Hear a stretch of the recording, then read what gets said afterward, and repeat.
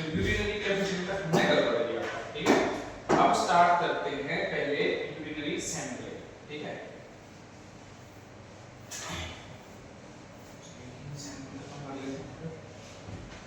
आज पढ़ेंगे क्या? यूरिनरी स्पेसिमेन कलेक्शन क्या पढ़ेंगे? स्पेसिमेन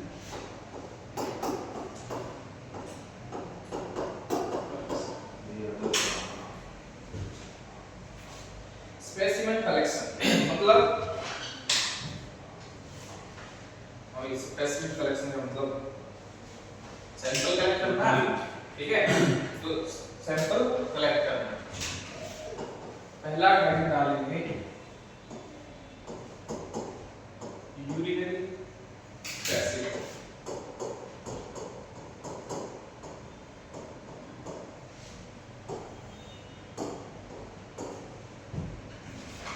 यूरिनरी स्पेसिमेन, ठीक है।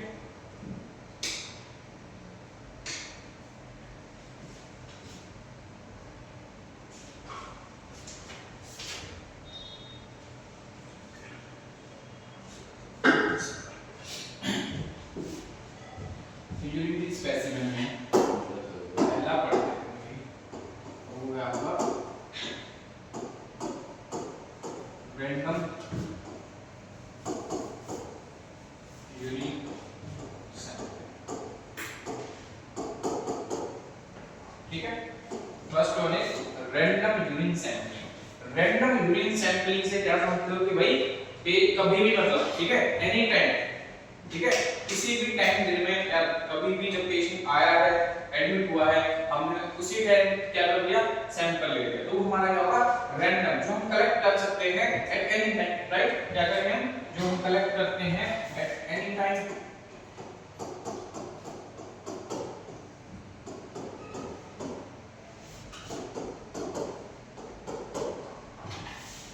ठीक है।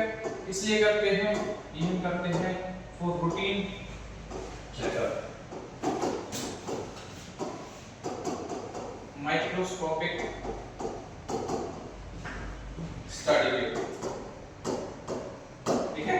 रूटीन चेकअप या रूटीन माइक्रोस्कोपिक स्टडी के लिए हम क्या करते हैं, रैंडम यूरिन सैंपलिंग करते हैं, है ना। पेशेंट आया, आपने यूरिन सैंपल ले लिया, राइट, तो हम क्या है आपका रैंडम यूरिन सैंपलिंग, जो कि हम क्या करते हैं वो ओनली माइक्रोस्कोपिक स्टडी के लिए करते हैं, जैसे आपका रूटीन आरएम होता है, रूटीन आरएम होता है, ठीक है। टेस्ट का नाम है रूटीन आरएम, मतलब रैंडम यूरिन एग्जामिनेशन, ठीक है। दूसरा होता है हमारा first morning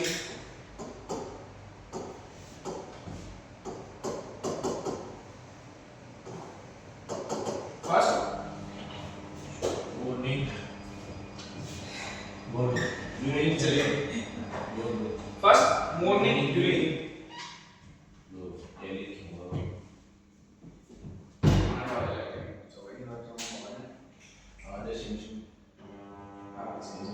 first morning urine, जो फर्स्ट मॉर्निंग यूरिन जो होता है, ये आपका क्या होता है, चॉइस ऑफ यूरिन होता है फॉर रूटीन माइक्रोस्कोपी के, ठीक है। लिख लो इसमें फर्स्ट चॉइस ऑफ यूरिन,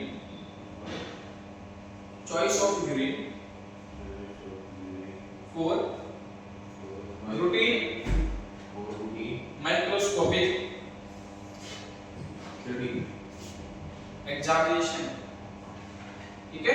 ये हमारा रूटीन माइक्रोस्कोपिक एग्जामिनेशन के लिए क्या है, फर्स्ट चॉइस है। हम पता क्या करते हैं, हमें पता होगा कि पेशेंट का यूरिन टेस्ट करवाना है, तो फिर मॉर्निंग में सैंपल लेते हैं, ठीक है। अब हम पेशेंट आया ओपीडी में, तो रैंडमली लेना पड़ेगा, पेशेंट वापस चला जाएगा, ठीक है। लेकिन जो फिक्स होना, तो हम क्या करते हैं मॉर्निंग, फर्स्ट मॉर्निंग यूरिन लेते हैं, वो सबसे अच्छा सैंपल होता है, इसके लिए आपका रूटीन माइक्रोस्कोपिक एग्जामिनेशन के लिए। दूसरा तीसरा देखो mid stream urine, mid stream, MID बीच में कोमा, बीच में फिर stream urine, mid stream urine, mid stream urine. Mid stream urine जो होता है, इसमें क्या करना है, तुम्हें सबसे पहले लिख लो कि क्लीन द यूरेथ्रा, इसके अंदर लिखना है क्लीन द यूरेथ्रा। भाई पहले यूरेथ्रा को क्या करना है, तुम्हें क्लीन करना है, ठीक है ठीक है। उसके बाद क्या करोगे, मिड स्ट्रीम यूरिन कलेक्ट करोगे। मिड स्ट्रीम मतलब फर्स्ट आपका 30 ml फर्स्ट 30 ml यूरिन या तो टॉयलेट में डिस्कार्ड, देखो जैसे अब पेशेंट है, ठीक है, अगर पेशेंट क्या है आपका एम्बुलेटेड है यानी खुद से सैंपल दे सकता है, तो उस पेशेंट में तो तुम्हें क्या करना है भाई, को उसको बताना है कि आपको कैसे सैंपल कलेक्ट करना है कि भाई थोड़ा 30 ml अबाउट आपका टॉयलेट में जैसे डिस्कार्ड होगा, देन आपको बीच में फिर सैंपल लेना है, वो होता है मिड स्ट्रीम, यानी कि जो फर्स्ट यूरिन पार्ट है उसको डिस्कार्ड करो और फिर बीच में सैंपल कलेक्ट करो, ठीक है। 10 ml सैंपल कलेक्ट करते हैं फिर बाद में बाकी डिस्कार्ड करो, ठीक है। अगर पेशेंट आपका क्या है कोई सैंपल नहीं दे सकता, आपको सैंपल लेना है, पेशेंट को कैथेटर नहीं लगा है, खुद लेना है आपको, तो पेशेंट को बेड पैन दो। बेड पैन में जैसे पेशेंट यूरिन पास करे तो फर्स्ट 30 ml डिस्कार्ड होने के बाद आप स्टेराइल कंटेनर को बीच में लगाओ, सैंपल लो, 10 ml सैंपल लो, फिर उसके बाद रिमूव करो और बाकी यूरिन को डिस्कार्ड करो। क्लियर है? ये होता है तुम्हारा मिड स्ट्रीम यूरिन, जो तुम्हारा first 30 ml urine should be discarded and then 10 ml sample क्या करेंगे, कलेक्ट करेंगे, and then 10 ml सैंपल क्या करेंगे, कलेक्ट करेंगे।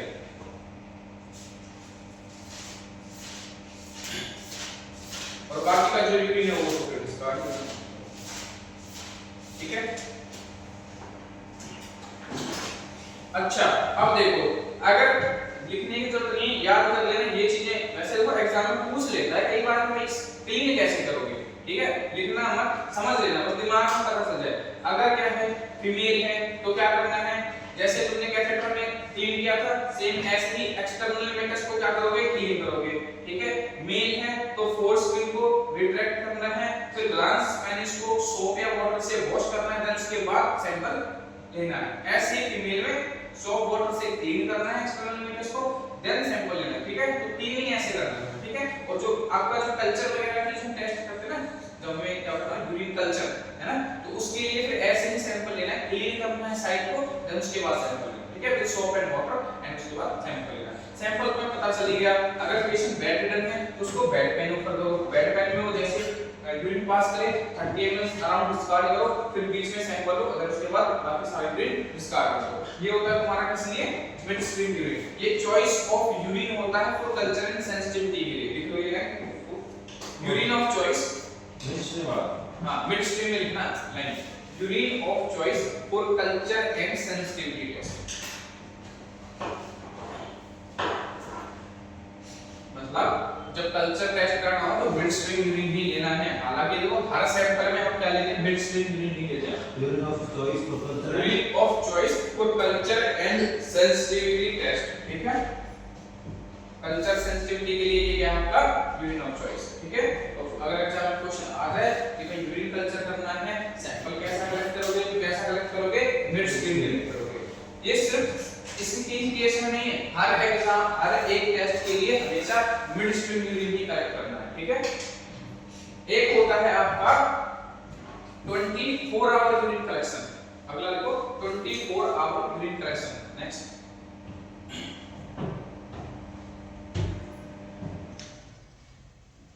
ये है आंसर है 24 आवर यूरिन कलेक्शन। अब 24 आवर जो यूरिन कलेक्शन करते हैं, ये करते हैं तो असेस करने के लिए प्रोटीन या फिर micro element, to assess protein level या फिर micro element in urine, to assess protein level और माइक्रो एलिमेंट इन यूरिन, ठीक है। तो जो माइक्रो एलिमेंट्स और प्रोटीन को असेस करने के लिए क्या करते हैं, 24 आवर यूरिन टेस्ट करते हैं। एग्जांपल में लिख लो जैसे कि प्री एक्लेम्सिया, ठीक है, प्री एक्लेम्सिया और प्रोटीनूरिया, दो कंडीशन हो गई आपकी, नेफ्रोटिक सिंड्रोम हो गया आपका। देखो ये बीमारी है, प्री एक्लेम्सिया में क्या होता है, तुम्हें प्रोटीन का लॉस देखने को मिलता है इसमें यूरिन में, इसलिए हम क्या करते हैं 24 आवर यूरिन कलेक्शन करते हैं, ठीक है। नेफ्रोटिक सिंड्रोम में भी क्या होता है आपका, प्रोटीन और ब्लड सेल्स वगैरह क्या होती हैं एक्सक्रीट होती हैं ब्लड में, तो कौन सी दूसरा नेफ्रोटिक सिंड्रोम और प्री एक्लेम्सिया, PREECLAMPSI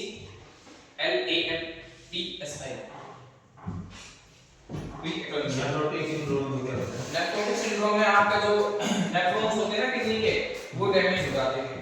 ठीक है, आगे बढ़ते हैं। जैसे अब एक एग्जांपल करूं 24 आवर कैसे करते हैं 24 आवर। जैसे कि आज कितनी तारीख है, आज 26 है ना, तो 26 की 9 बजे से अगर मैंने कलेक्शन स्टार्ट किया तो 27 की 9 बजे तक सुबह कलेक्ट करूंगा मॉर्निंग सैंपल। तो ये होगा आपका 24 आवर यूरिन सैंपल। अगला देखो suprapubic catheter sample, suprapubic sampling, ये सुप्राप्यूबिक कैथेटर सैंपलिंग।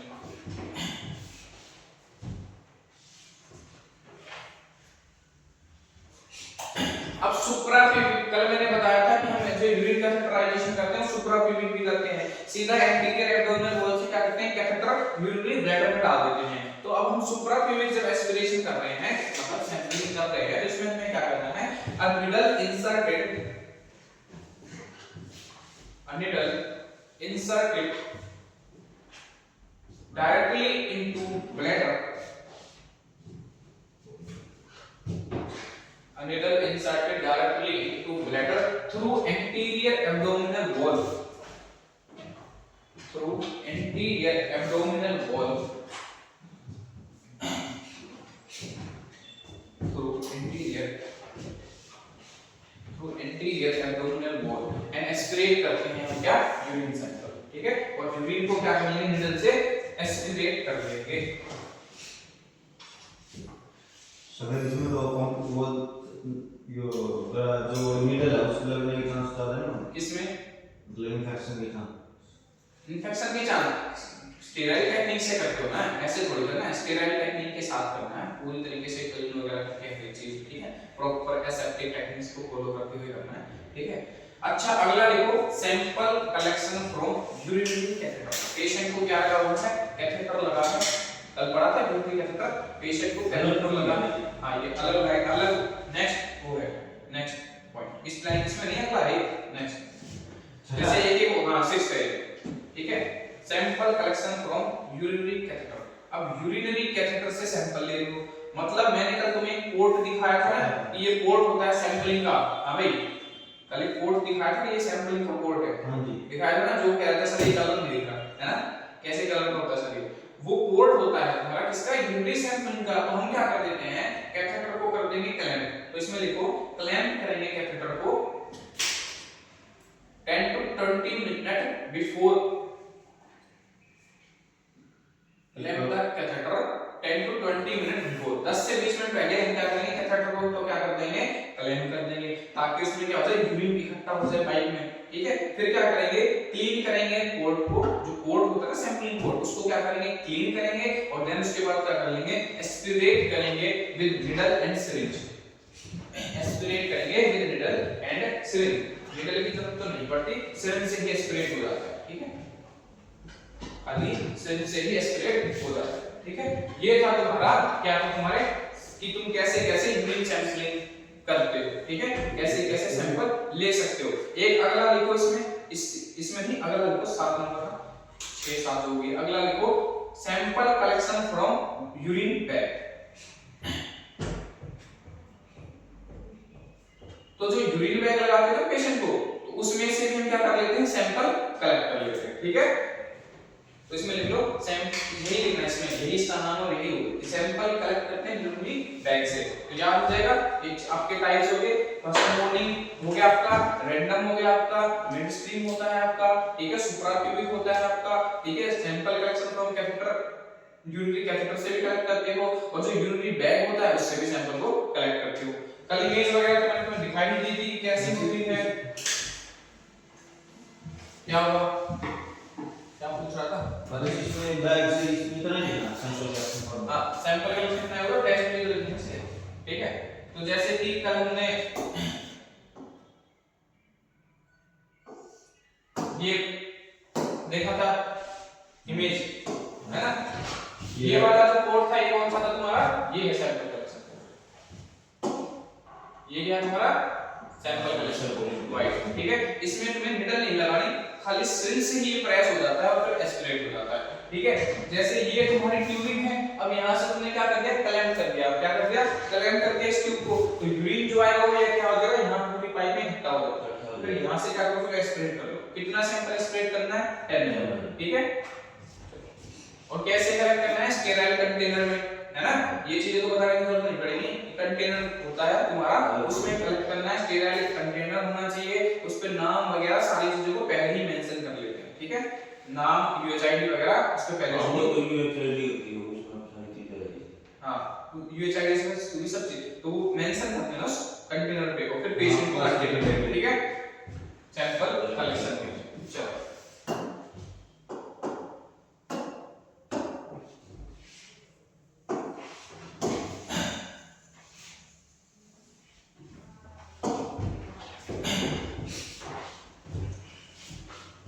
अब सैंपल लीजिए, अब देखो यूरिन, थोड़ा यूरिन के बारे में बात। सबसे पहले का इसका पीएच, ठीक है। सबसे पहले इसका पीएच, तो इसका जो पीएच होता है भाई वो होता है 4.6 से लेके आपका 8 या फिर 7.6 कर लो, 8 कर लो, ठीक है। कितना कर लो, 8 कर लो।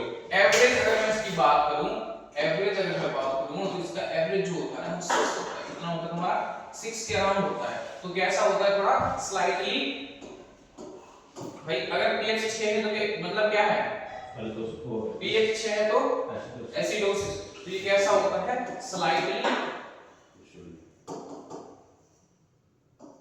एसिडिक पीएच, ठीक है। कैसा होता है, स्लाइटली एसिडिक पीएच होता है। क्लियर है बात, ठीक है। अब बात करता हूं उसकी स्पेसिफिक ग्रेविटी की।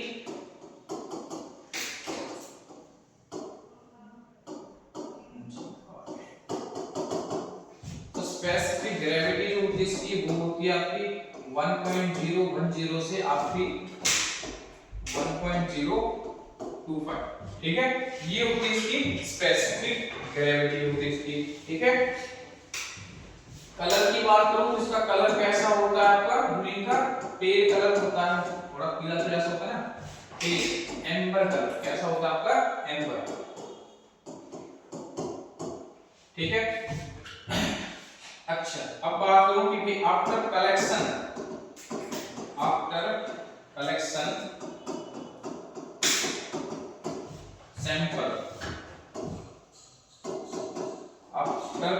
सैंपल क्या करो, यूज करो इसको 1 से 2 घंटे के अंदर ही, 1 to 2 आवर्स में क्या करना है, सैंपल को यूज करना है। ज्यादा टाइम तक सैंपल को तुम रख नहीं पाओगे, ठीक है। अगर तुम्हें लेकिन किसी कंडीशन में सैंपल जो स्टोर करना पड़ जाए, क्या करना पड़ जाए, स्टोरेज करना पड़ जाए। स्टोरेज की अगर बात करें तो स्टोरेज करते हैं इसको कितने पे, 4 डिग्री सेल्सियस। कितने पे करते हैं, 4 डिग्री सेल्सियस पे 12 से 24 घंटे, ठीक है। इतने टाइम के लिए उसको स्टोर कर पाओगे, लेकिन उसके लिए 4 डिग्री सेल्सियस टेंपरेचर रखना है। और अगर वैसे तुमने सैंपल लिया है तो उसको 1 से 2 घंटे के अंदर क्या कर लो, यूज कर लो, ठीक है। ये हो गया तुम्हारा क्या, सैंपल थोड़ा नॉर्मल। कलर के बारे में, पीएच के बारे में बात कर ली हमने। अब कुछ प्रिजर्वेटिव्स होते हैं जो हम ऐड करते हैं, क्या होते हैं, प्रिजर्वेटिव।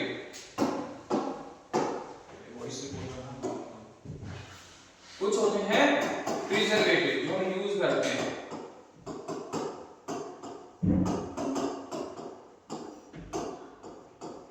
तो प्रिजर्वेटिव जो आपके हैं इसमें आपका आता है बोरिक एसिड, जो कि मोस्ट कॉमन है। बोरिक एसिड ये है आपका मोस्ट कॉमन है, ठीक है। एसिडिक एसिड, और है आपका HCl हाइड्रोक्लोरीन और टॉलिन TAULIN, ठीक है। ये आपके क्या है, 4 है आपके प्रिजर्वेटिव जो हम क्या करते हैं, वही किसी चीज को प्रिजर्व करने के लिए जो सब्सटेंस जो ऐड करते हैं ना, वो तो तुम्हारे प्रिजर्वेटिव। तो ये क्या हमारे प्रिजर्वेटिव, ठीक है।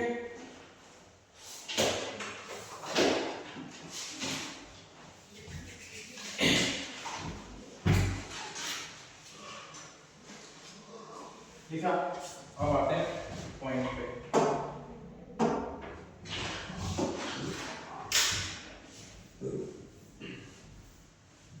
अब देखो यूरिन टेस्ट कौन कौन से हम क्या करते हैं, यूरिन टेस्ट करवाते हैं, ठीक है।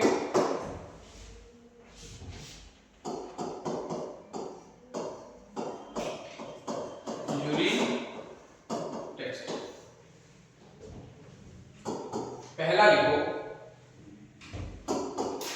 बेंडिक्ट टेस्ट, बेंडिक्ट टेस्ट, ठीक है। ये जो बेंडिक्ट टेस्ट है इसमें क्या करते हैं, ये होता है आपका जो बेंडिक्ट टेस्ट होता है, ये होता है किसके लिए, ग्लूकोज के लिए। किसलिए होता है तुम्हारा, ग्लूकोज के लिए। इसलिए होता है भाई ग्लूकोज के लिए। ये तो याद रखनी है बातें, जितने टेस्ट का नाम बताऊंगा वो किस लिए होता है ये बिल्कुल रख लेना, हर एग्जाम में पूछेंगे, ठीक है, चाहे एसएससी हो चाहे कुछ हो। तो बेंडिक्ट टेस्ट किस लिए होता है, पहली बात तो ग्लूकोज के लिए। इसमें क्या होता है भाई, इसमें होता है तुम्हारा बेंडिक्ट सॉल्यूशन। क्या होता है, बेंडिक्ट सॉल्यूशन होता है, जो कि कैसे कलर का होता है, जो कि होता है ब्लू कलर का। कैसा होता है, ब्लू कलर का। तो बेंडिक्ट सॉल्यूशन में हम क्या मिलाएंगे, हम मिलाएंगे भाई यूरिन। क्या मिलाएंगे, यूरिन मिलाया और फिर उसको क्या किया तुमने, उसको तुमने रख दिया भाई, उसको तुमने किया बॉयल। क्या किया, बॉयल, बॉयल किया। फिर उसको तुमने क्या किया, ठंडा किया। क्या किया, कूल किया, कोल्ड किया, ठीक है। अब तुमने बॉयल, जो आपका जो बेंडिक्ट सॉल्यूशन में तुमने क्या मिलाया, यूरिन मिलाया जो कि ब्लू कलर का था, फिर उसको बॉयल किया, फिर उसको क्या कर दिया, कूल कर दिया, ठीक है। अब इसमें क्या होगा, अब रिजल्ट देखने को मिलेगा।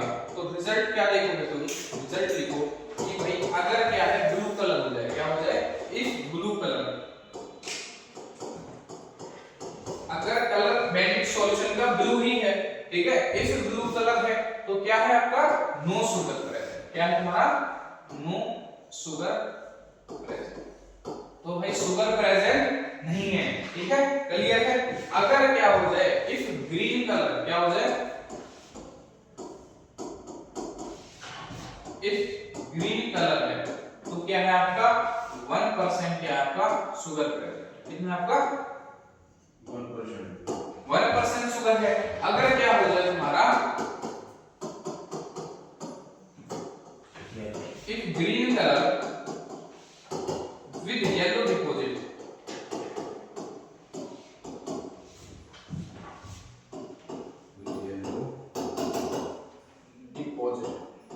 ठीक है, येलो डिपॉजिट, उसका मतलब क्या है, ये तुम्हारा कितनी शुगर प्रेजेंट है, 2%।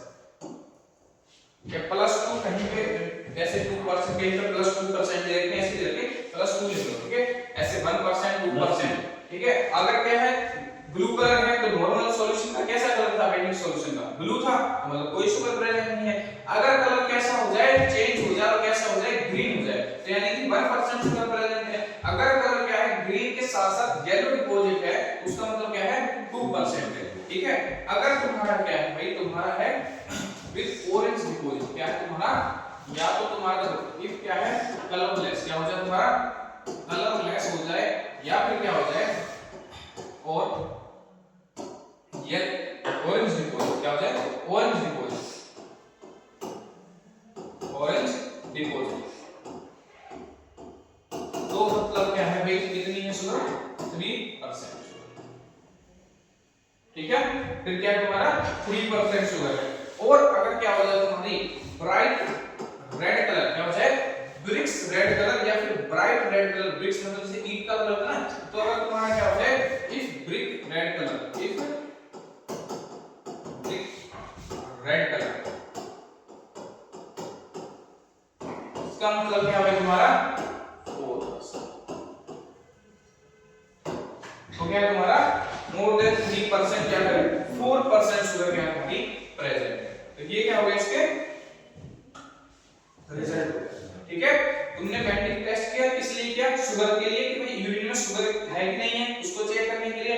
और शुगर को चेक करने के लिए तुमने यूज किया बेंडिक्ट सॉल्यूशन, यूरिन मिलाया, बॉयल किया, फिर ठंडा किया, फिर रिजल्ट देखे।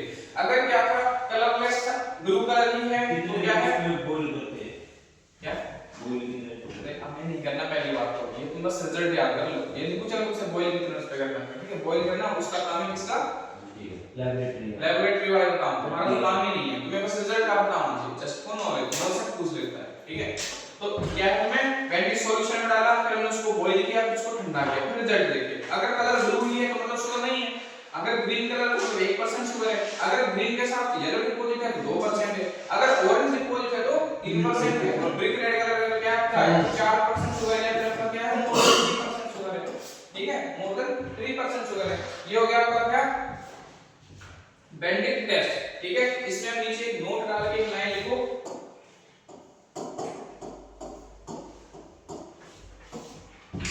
सुक्रोज नॉट गिव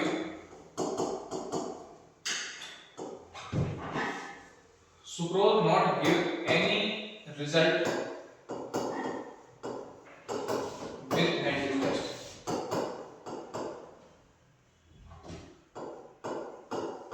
क्या प्रॉब्लम है इसमें, बोर्ड कैसे चल रहा है, क्या हो गया? पता नहीं, छोड़ रहा है। सुक्रोज क्या है, सुक्रोज है ना, ग्लूकोज मान के होता है ना फ्रुक्टोज सुक्रोज। सुक्रोज क्या है, बेंडिक टेस्ट के साथ कोई रिजल्ट नहीं देता। ठीक है, यानी कि सुक्रोज प्रेजेंट होगा तो वो रिजल्ट में शो नहीं करता है। ठीक है, अच्छा अगला लिखो हॉट एंड कोल्ड टेस्ट। क्या है, hot and cold test. Second test लिखो,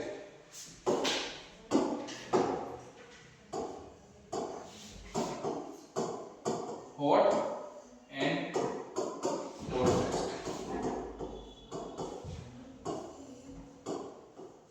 देखो हॉट एंड कोल्ड टेस्ट करते हैं, इसलिए करते हैं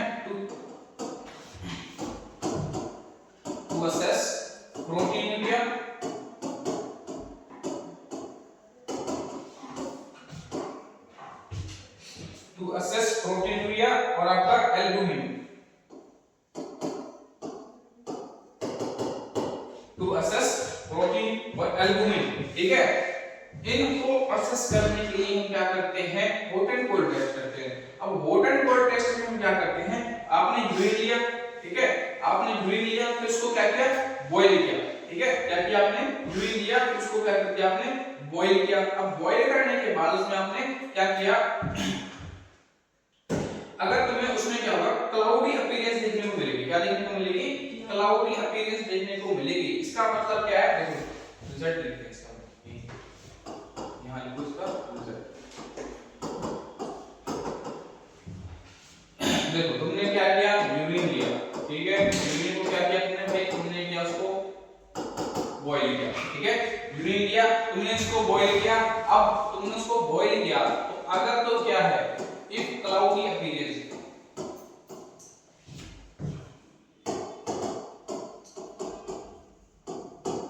क्या है, अगर तो वहां पे क्लाउडी अपीयरेंस है, ठीक है, मतलब जो यूरिन होगा ना उसके ऊपर क्लाउडी अपीयरेंस ही हो जाएगी। अगर क्लाउडी अपीयरेंस है तो इसका मतलब क्या है भाई तुम्हारा,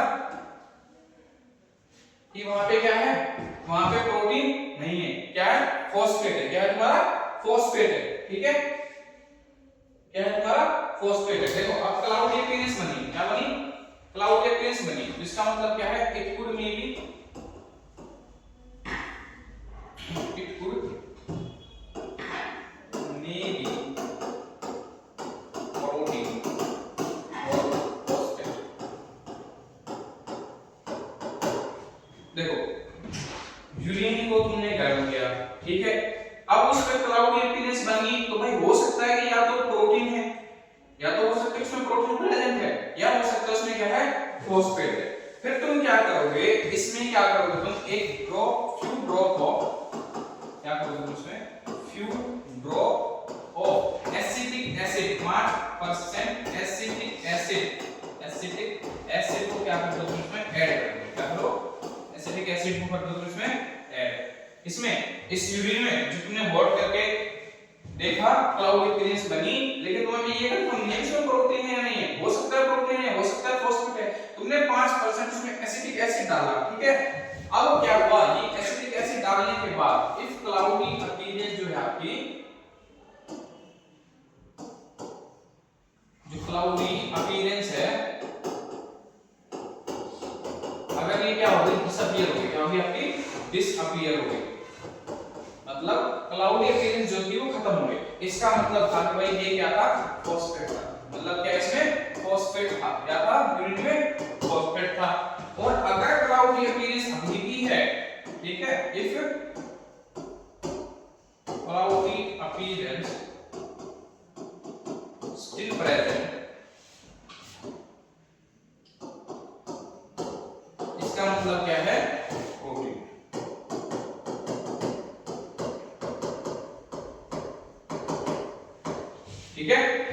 अगर क्लाउडी अपीयरेंस अभी भी है 5% एसिटिक डालने के बाद, तो उसका मतलब क्या है, यूरिन में क्या था, प्रोटीन प्रेजेंट है। और अगर आपकी क्लाउडी अपीयरेंस 5% एसिटिक एसिड मिलाने के बाद खत्म हो गई, चली गई, इसका मतलब है कि भाई यूरिन में क्या था, फॉस्फेट था, प्रोटीन नहीं था। क्लियर है? तो ये हम करते हैं किसके लिए, प्रोटीन की अमाउंट को चेक करने के लिए, प्रोटीन की प्रेजेंस को चेक करने के लिए। ठीक है, अब अगला है तुम्हारा रोथरा टेस्ट। नहीं, इसमें अपना वर्कआउट होता है, कोल्ड होता है। ये जो स्टेप है ना, ये वाला जो स्टेप है, few drop of 5% acetic acid जो है, यही कोल्ड स्टेप है। क्या इसका, यही इसका कोल्ड स्टेप। ये ऊपर वाले को तुमने बॉईल किया तो हमारा हॉट स्टेप हो गया, फिर तुमने उसको क्या किया, एसिटिक एसिड मिलाया, इसको बोलते हैं इसका कोल्ड स्टेप। क्या बोलते हैं, कोल्ड स्टेप। अब अगला लिखो भाई रोथरा टेस्ट। थर्ड है तुम्हारा रोथरा टेस्ट।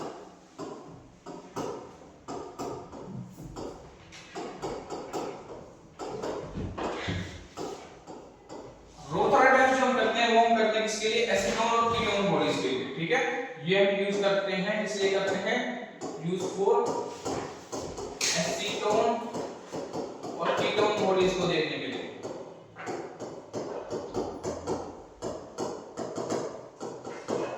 ये हम एसीटोन और कीटोन बॉडीज के लिए करते हैं। क्या करते हैं, सोडियम नाइट्रोक्लोराइड प्लस यूरिन। क्या करते हैं, सोडियम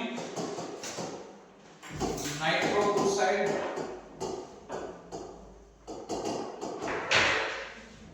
प्लस यूरिन। ठीक है, सोडियम नाइट्रोक्लोराइड प्लस यूरिन। ये सोडियम नाइट्रोक्लोराइड क्या है तुम्हारा, ये है तुम्हारा मतलब जो तुम केमिकल जो यूज करते हो भाई रिएक्शन देखने के लिए, इसमें तुम क्या करते हो, इसको क्या करोगे, तुम शेक करोगे। क्या करोगे, तुम इसको मिलाया, अपने ये सोडियम नाइट्रोक्लोराइड में यूरिन मिलाया, उसको तुमने क्या किया, शेक किया। अब शेक किया तो इसके साथ साथ तुम क्या करो, इसमें ऐड कर दो थोड़ा सा अमोनिया, ऐड कर दो फ्यू ड्रॉप अमोनिया की,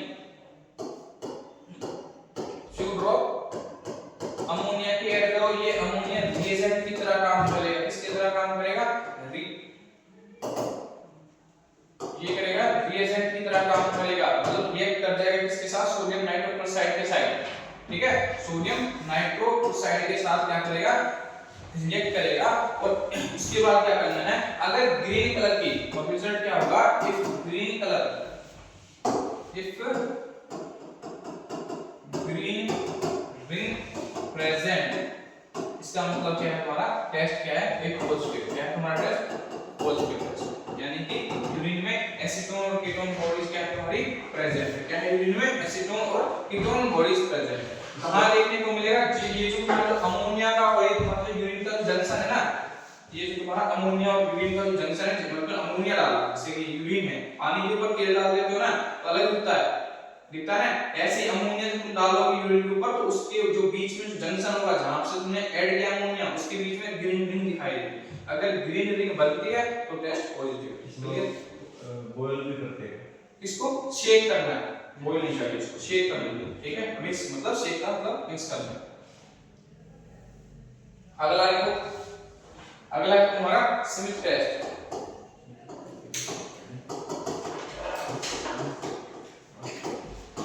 अच्छा, स्मिथ टेस्ट जो है ये हम करते हैं किसके लिए, हम करते हैं भाई बाइल पिगमेंट के लिए। किस लिए करते हैं, फॉर बाइल पिगमेंट के लिए।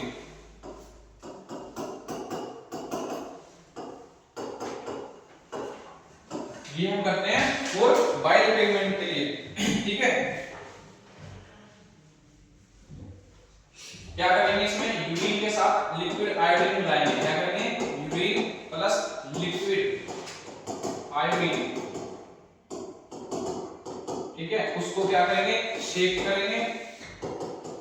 ठीक है, उसको शेक करेंगे और उसके बाद कैसा होगा, आपका ग्रीन कलर की रिंग बनेगी। क्या होगा, ग्रीन कलर की रिंग बनेगी, एक ग्रीन रिंग।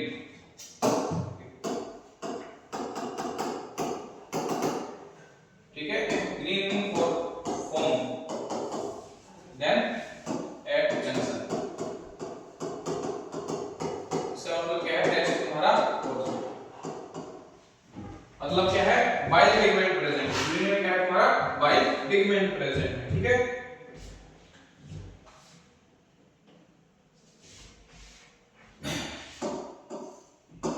अगला है तुम्हारा हे test.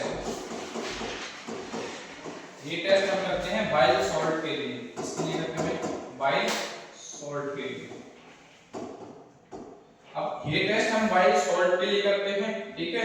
Urine plus sulphur powder,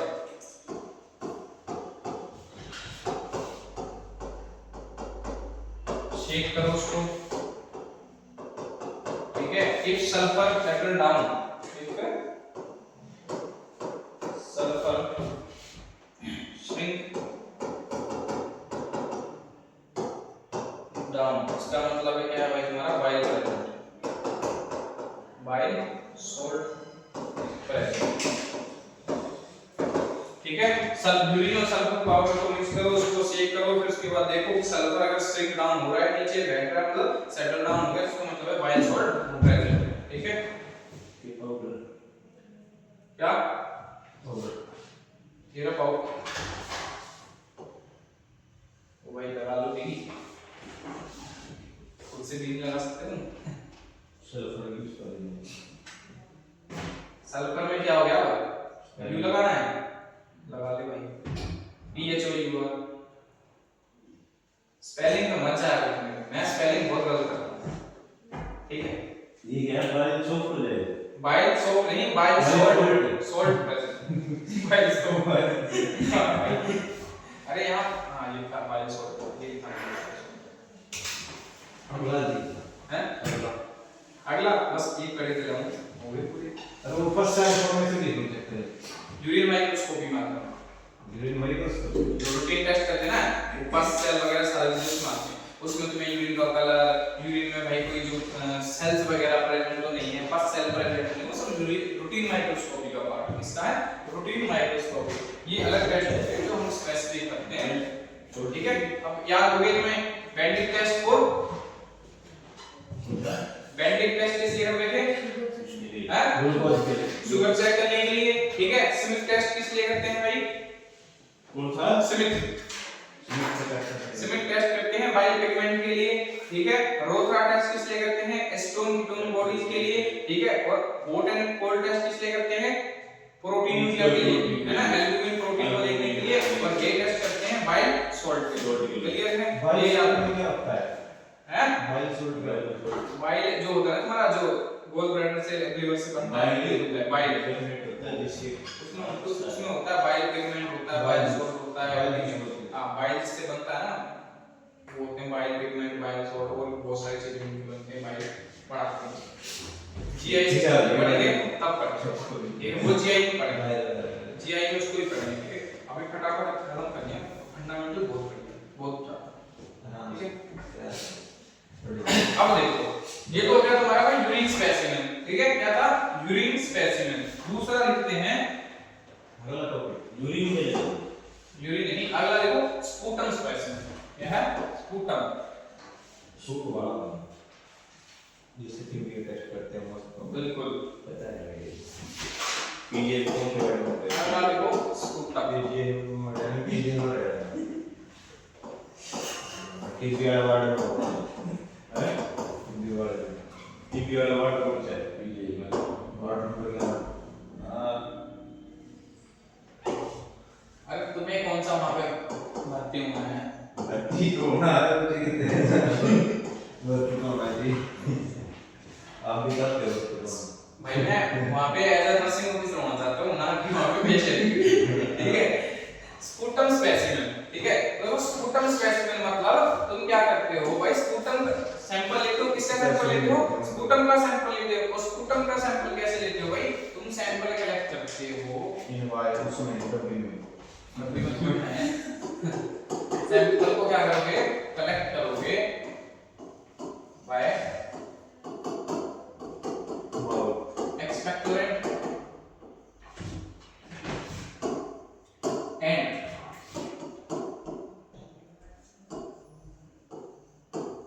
through tracheal section.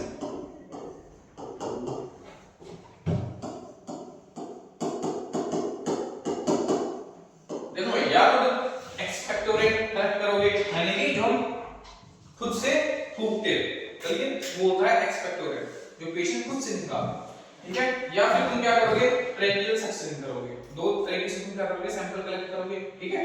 अब ये सैंपल हम भाई दो चीजों के लिए यूज करते हैं, एक तो तुम करते हो किसके लिए, रूटीन माइक्रो रूटीन एग्जामिनेशन के लिए, एक तो किस लिए कर रहे हो भाई, तो रूटीन एग्जामिनेशन के लिए, और दूसरा क्या किस लिए करते हो भाई, कल्चरल सेंसिटिविटी के लिए, है ना। Yes sir.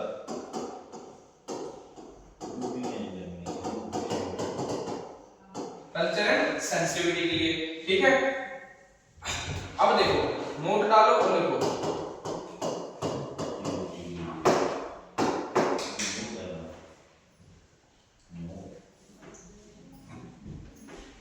दो सैंपल कलेक्ट करते हैं, क्या करते हैं, दो सैंपल कलेक्ट करते हैं एक ही पेशेंट, ठीक है, दो सैंपल कलेक्ट करते हैं। एक होता है आपका जिसको हम क्या बोलते हैं, एट अ टाइम, क्या बोलते हैं, ऑन स्पॉट सैंपल, क्या बोलते हैं, एक होता है तुम्हारा ऑन द स्पॉट, क्या होता है तुम्हारा, on the spot sample. Yes sir. मतलब पेशेंट तुम्हारे पास ओपीडी में आया या इमरजेंसी में आया, तुमने पेशेंट से सैंपल ले लिया, ये हो गया तुम्हारा on the spot sample, clear. दूसरा होता है तुम्हारा अर्ली मॉर्निंग, हाँ, early morning sampling before teeth brush,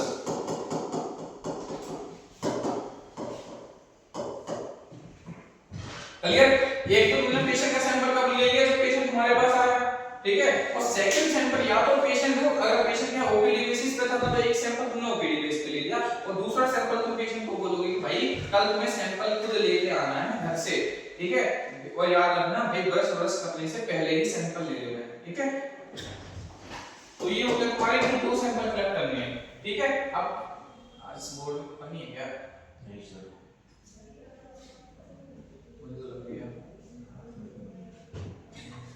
ठीक है, सैंपल हो गया, ठीक है। दूसरा क्या है तुम्हारा,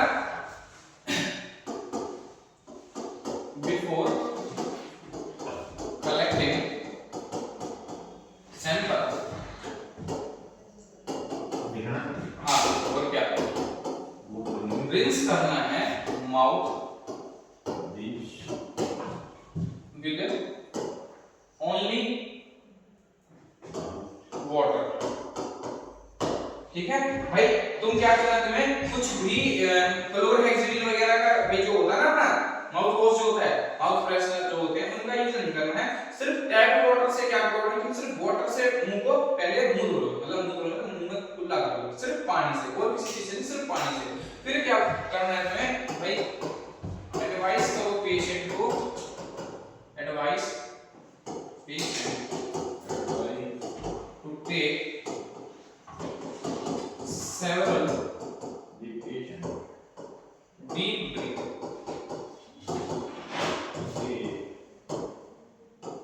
and then क्या करेगा, कफ करेगा, then वो कफ करे इसको एक्सपेक्टोरेंट, ठीक है। then पहले बोलो कि भाई लंबी लंबी सांसें लो, फिर कफ करो जोर से और एक्सपेक्टोरेंट को बाहर निकालो, और फिर उससे तुम क्या करो, सैंपल कलेक्ट करो, ठीक है। अगर मैं बात करूं भाई अमाउंट ऑफ सैंपल की, किसकी, अमाउंट ऑफ सैंपल की, अमाउंट ऑफ सैंपल, तो अमाउंट ऑफ सैंपल कितना लेना है भाई में, 3 to 5 ml, कितना लेना है, 3 से 5 ml स्पूटम,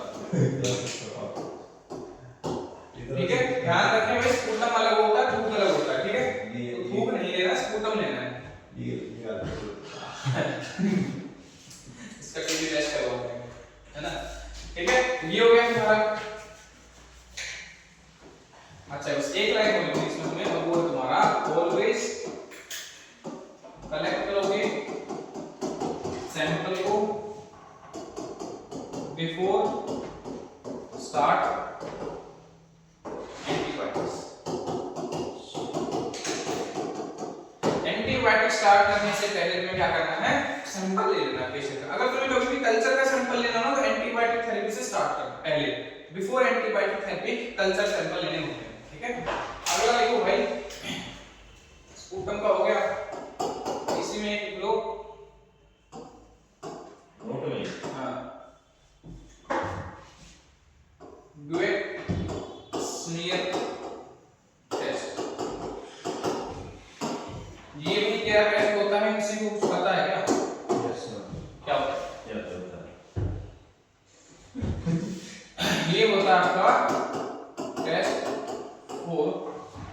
तो सही है। Upper to blood stool test. हाँ ये ठीक है, अगर भाई आपके स्टूल में हिडन ब्लड है ना, जो आपको भाई आप नील आई से नहीं देख पा रहे, वेक्स में टेस्ट करते हैं, अपर टू ब्लड टेस्ट है। थूक के नहीं, स्टूल में। अगर स्पूटम में ब्लड आता है तो उसको क्या बोलते हैं? हेमोपटाइसिस। क्या बोलते हैं? हेमोपटाइसिस। और अगर यूरिन में ब्लड आता है तो उसको क्या बोलते हैं? हेमेचूरिया। क्या बोलते हैं? और अगर स्टूल में आता है तो हेमोरॉइड्स की कंडीशन होती है ना, स्टूल में ब्लड आता है तो हेमोरॉइड्स की कंडीशन। बस हां भाई, ठीक है। चलो अब देखो, अगला है कलेक्शन ऑफ ब्लड स्पेसिमेन। अगला टॉपिक क्या इतना ही याद रखना? ये सारा ये नोट में लिखना था ना। ये रहता है नंबर एक बात होता था इसमें 30 चीज को टेस्ट कर सकते हैं, जैसे ट्यूबरकुलोसिस हो गया। और इसमें स्पूटम में हां रेस्पिरेटरी सिस्टम पढ़ोगे, वो सब बताएंगे कौन से टेस्ट करने हैं। समझ गया? यहाँ बताने बैठेगा तो मेरा हो जाएगा, मुझे सिलेबस करवा के जाना भी। जब तुम्हारा देखो, सुनो मेरी बात, रेस्पिरेटरी पढ़ोगे, एचआईवी पढ़ोगे, ठीक है, ट्यूबरकुलोसिस पढ़ोगे, ठीक है ना। ट्यूबरकुलोसिस जब कम्युनिटी पढ़ोगे ना, वहां पे तुम्हें सारे टेस्ट बता दिए जाएंगे, ठीक है। कौन कौन से इसमें करोगे, कितने टेस्ट करोगे। हां मान लिया। देखो, स्पूटम कल्चर कर सकते हो, स्पूटम माइक्रोस्कोपी टेस्ट कर सकते हो, ठीक है। माइक्रोस्कोपी में जो तुम्हें नॉर्मल जो स्पूटम में हमारे क्या क्या पैरामीटर होता है वो चीजें देखने को मिल जाएंगी। कल्चर करोगे तो कल्चर में तुम एक भी करते हो। देखो कल्चर में क्या करते हो, तुम एक भी करते हो, ग्राम स्कैन करते हो और कल्चर सेंसिटिविटी करते हो, ठीक है। एक भी आपका टीबी वगैरह के करवाते हैं, एक भी करवाते हैं, ठीक है। और ब्लड स्पूटम कल्चर वगैरह होगा, उसमें तुम्हारा अगर कोई भाई स्पूटम में इन्फेक्शन है, जैसे कि कंडीशन होगी तुम्हारी किसकी, अगर बार बार कर रहा है टीबी वगैरह की कंडीशन है, स्पूटम ज्यादा आ रहा है, वैसे एक से करवा लेते हैं। टीबी का बैक्टीरिया भी देखना है, लंग इन्फेक्शन हो तो भी लंग इन्फेक्शन तब भी करवाते हैं। पॉजिटिव एजेंट तो ढूंढना ही है स्पूटम में, लंग्स में स्पूटम के थ्रू ढूंढेंगे। अगर भाई कोई बैक्टीरियल इन्फेक्शन है तो उसका पता चल जाएगा कल्चर में, ये पता चल जाएगा कि बैक्टीरिया कैसा है, एनारोबिक है या फिर एरोबिक है, ग्राम नेगेटिव है या पॉजिटिव है, कैसा बैक्टीरिया है। फिर उस हिसाब से क्या करते हैं, सेंसिटिविटी टेस्ट इसलिए होता है कि भाई एंटीबायोटिक का पता चल जाता है कि कौन सा बैक्टीरिया है और वो कौन सी चीज के लिए सेंसिटिव है, ठीक है। ये किस चीज को एंटीबायोटिक टेस्ट में तो पता लगेगा ना कि ये दवाई काम करेगी या नहीं। हां, तो उसी को तो बोलते हैं कल्चर सेंसिटिविटी। कल्चर में बैक्टीरिया पकड़ा जाता है और सेंसिटिविटी में उसका असर करने वाली मेडिकेशन। क्लियर है बात, ठीक है। उसी को बोलते हैं कल्चर सेंसिटिविटी। एक भी करवा लेते हैं, ठीक है। सीबी नेट करवा लेते हैं, जो तुम्हारे टीबी के टेस्ट होते हैं, ठीक है। ये सारे टेस्ट स्पूटम के थ्रू ही होते हैं, ठीक है। सीबी नेट, एएफपी, ग्राम स्कैन, ठीक है, कल्चर सेंसिटिविटी, ये सारे टेस्ट होते हैं, ठीक है। अब बात करते हैं वेक्स स्मीयर टेस्ट हो गया, कलेक्शन ऑफ ब्लड स्पेसिमेन। अब ब्लड स्पेसिमेन क्यों करते हो, ये तो तुम्हें पता ही है। ब्लड स्पेसिमेन नॉर्मली ब्लड को क्या करते हो, ड्रेन करते हो, क्या करते हो, कलेक्ट करते हो ब्लड सैंपल,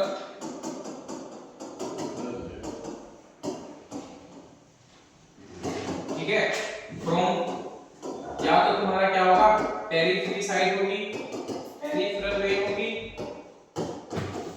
या तुम्हारी क्या होगी, सेंट्रल वेन होगी। कल बताई थी परसों, सेंट्रल वेन है ना। अगर किसी को सेंट्रल कैथेटर है तो उससे सैंपल ले लोगे, किसी को आर्टेरियल लाइन है तो वहां से सैंपल ले लोगे। नहीं तो तुम क्या करोगे, जैसे हम नॉर्मल लेते हैं ओपीडी में वगैरह में, इमरजेंसी वगैरह में, वही सीधा वेन ढूंढोगे, सैंपल निकाल लोगे, ठीक है। या तो पेरिफेरी करोगे या सेंट्रल वेन से करोगे, ठीक है।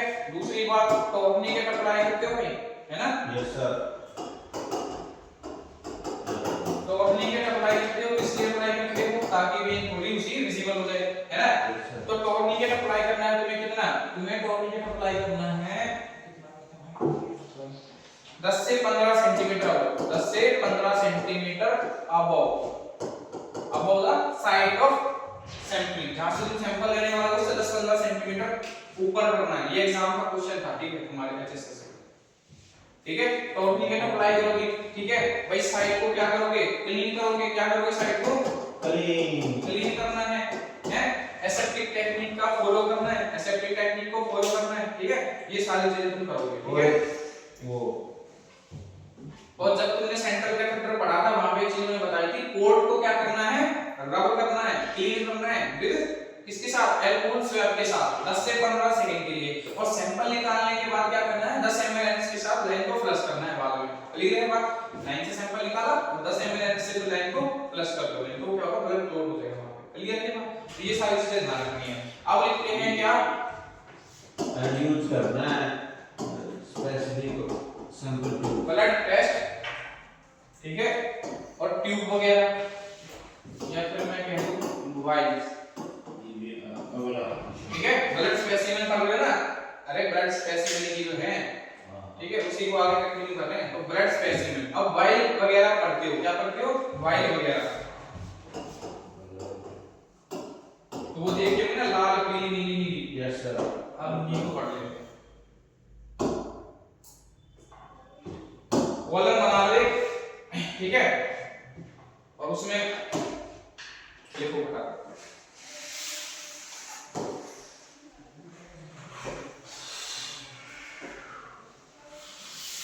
ये इस साइड को तो तपास नहीं देते, इस देखिए वहां पे क्वेश्चन अच्छे नहीं आ रहे हैं, क्लियर दिखा रहे हैं। ये तो अभी ऐसे भी देखें सी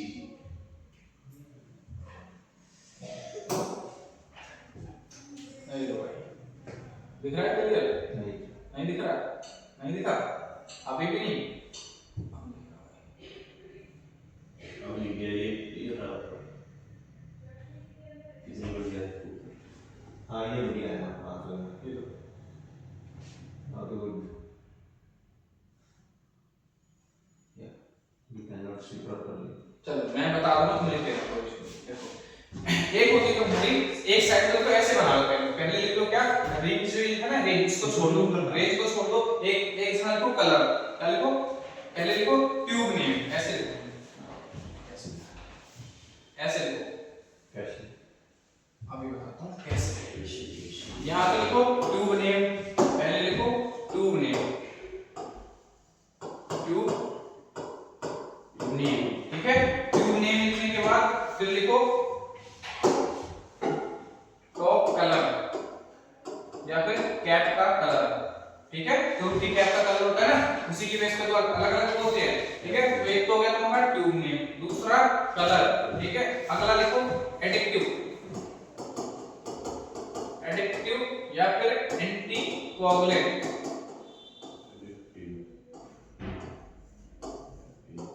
या फिर एंटी कोगुलेंट, ठीक है। और फिर लिखो यहाँ पे तुम टेस्ट या उसका यूज लिख लेना, ठीक है।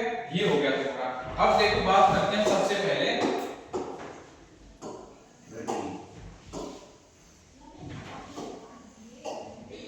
लिख लिया, ऐसे लिख लिया सब, ठीक है। तो सबसे पहले लिखते हैं कौन सी, रेड, रेड टॉप, कौन सी, रेड टॉप, लिखो सबसे पहले।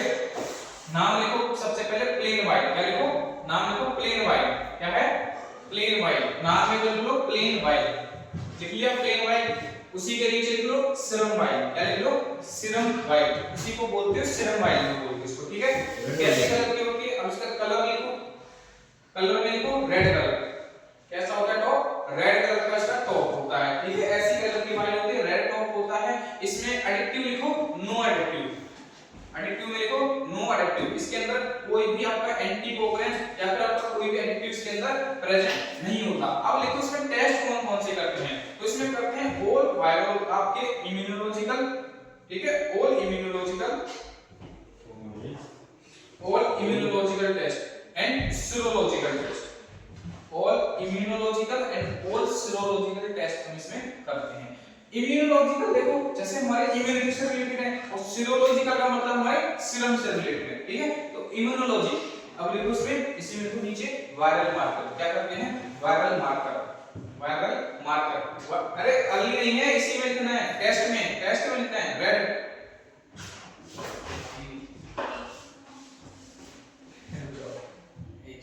वायरल मार्कर,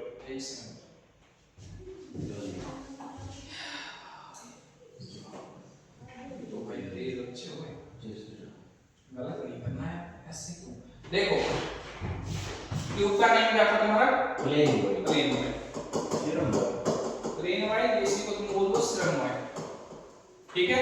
टॉप कलर कैसा है भाई, रेड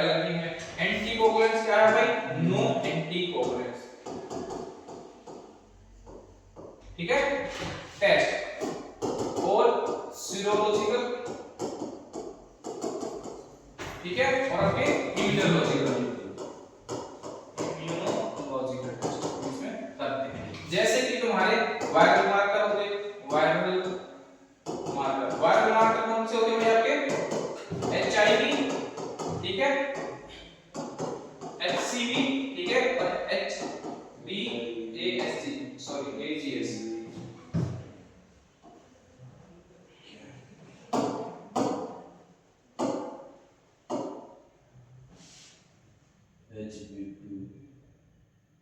सरफेस एंटीबॉडी, HBSG, ठीक है, क्लियर?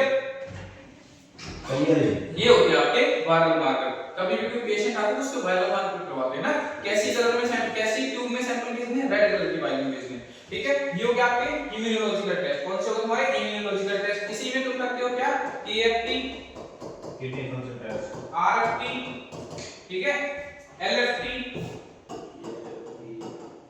ठीक है, आपके सीरम इलेक्ट्रोलाइट,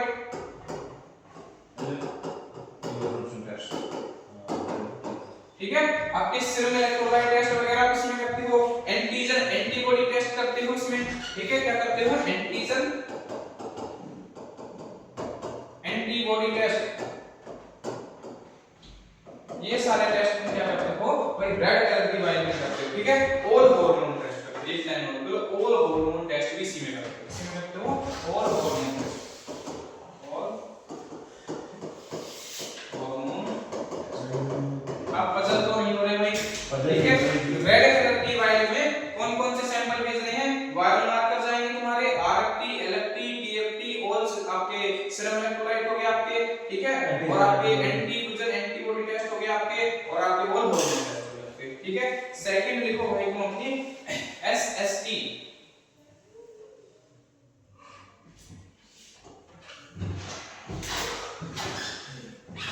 सेकंड लिखते हैं SST, इसको बोलते हैं सीरम सेपरेटिंग ट्यूब। क्या बोलते हैं? Serum separating tube, serum separating tube, ठीक है। कैसी कलर की होती है?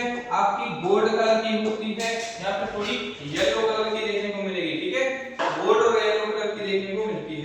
इसमें क्या होता है आपका? Clot activator. क्या होता है आपका? क्लोट एक्टिवेटर विद जेल, ठीक है। इस वाइल में नीचे हल्का सा जेल भरा हुआ देखने को मिलता है, ठीक है, जो कि क्या होता है? क्लोट एक्टिवेटर होता है। जैसे तुमने ब्लड डालोगे क्लोट कर देगा उसको, ठीक है, क्योंकि हमें सैंपल के लिए क्या चाहिए? सीरम चाहिए। क्या चाहिए हमें? सीरम चाहिए।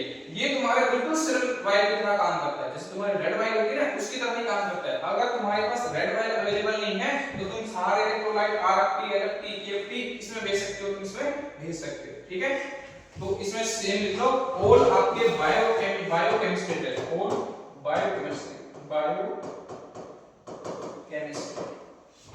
ऑल बायोकेमिस्ट्री टेस्ट इसमें, जैसे कि ये यार जैसे कि LFT, KFT, सीरम इलेक्ट्रोलाइट वगैरह हो गए आपके, ठीक है। आपके वायरोलॉजी वाले टेस्ट भी हो गए, जैसे आपकी HIV, HCV, ये सारे टेस्ट इसमें भेज सकते हो, ठीक है। एक टेस्ट और इंसुलिन के साथ साथ इसमें करते हो तुम विटामिन B12, ठीक है, और तुम्हारा सीरम फोलेट टेस्ट, ठीक है। बस ये तुम इसमें क्या करते हो? ये तुम देखते हो इसमें आपकी येलो कलर की, गोल्ड कलर की वाइल, ठीक है, इसको बोलते हैं SST वाइल। क्या बोल रहे हैं भाई? SST वाइल बोल रहे हैं, क्लियर? आगे चलेंगे तो कर दो आगे, करना पड़ता मर्जी है, पलट गया।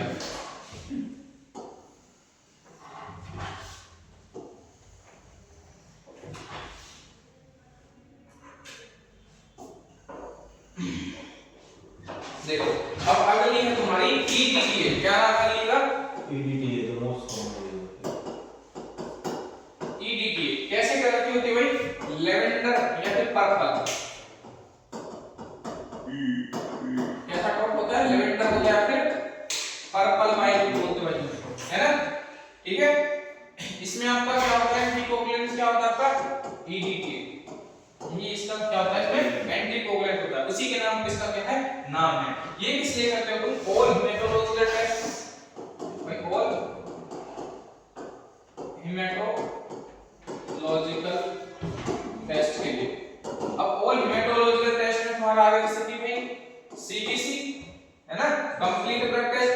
अब कंप्लीट ब्लड टेस्ट में तो देखो सारी तुम्हारी सेल्स आएगी, अलग से बनवाने की जरूरत नहीं पड़ेगी, है ना। जितनी भी तुम्हारी ब्लड सेल्स हैं, ठीक है, चाहे वो तुम्हारी डब्ल्यूबीसी हो, ठीक है, चाहे आपकी आरबीसी हो, आरबीसी हीमोग्लोबिन भी सीबीसी में दिख जाता है, तो अलग से लिखने की जरूरत नहीं पड़ेगी। तो कंप्लीट ब्लड काउंट करते हैं इसमें, ठीक है। और क्या करते हैं इसमें, इसमें करते हैं HbA1c, क्या करते हैं HbA1c, HbA1c टेस्ट हम इसमें करते हैं, ठीक है। और ESR, ठीक है, एरिथ्रोसाइट सेडिमेंटेशन रेट, क्या करते हैं ESR करते हैं इसमें, ठीक है। और क्रेटिनिन तुम्हारी लाल वाली में आएगा, सीरम क्रेटिनिन, ठीक है, जो तुम क्रेटिनिन का लेवल तुम्हें किडनी फंक्शन टेस्ट में देखने को मिलता है। इसमें किडनी फंक्शन टेस्ट HbA1c हम करते हैं इसमें डायबिटिक पेशेंट में, ठीक है, लास्ट 90 डेज का शुगर लेवल देखने के लिए। कोलेस्ट्रॉल का, हैं, उस वाले में, हां। और एक करते हैं इसमें थैलेसीमिया स्क्रीनिंग, थैलेसीमिया स्क्रीनिंग, ठीक है। ये हम इसमें करते हैं भाई, यही हम करते हैं लेवेंडर में, पर्पल कलर की टॉप वाली ट्यूब में, इसको बोलते हैं PGK। अगली लिखो हिपेरिन, अगली लिखो हिपेरिन ट्यूब।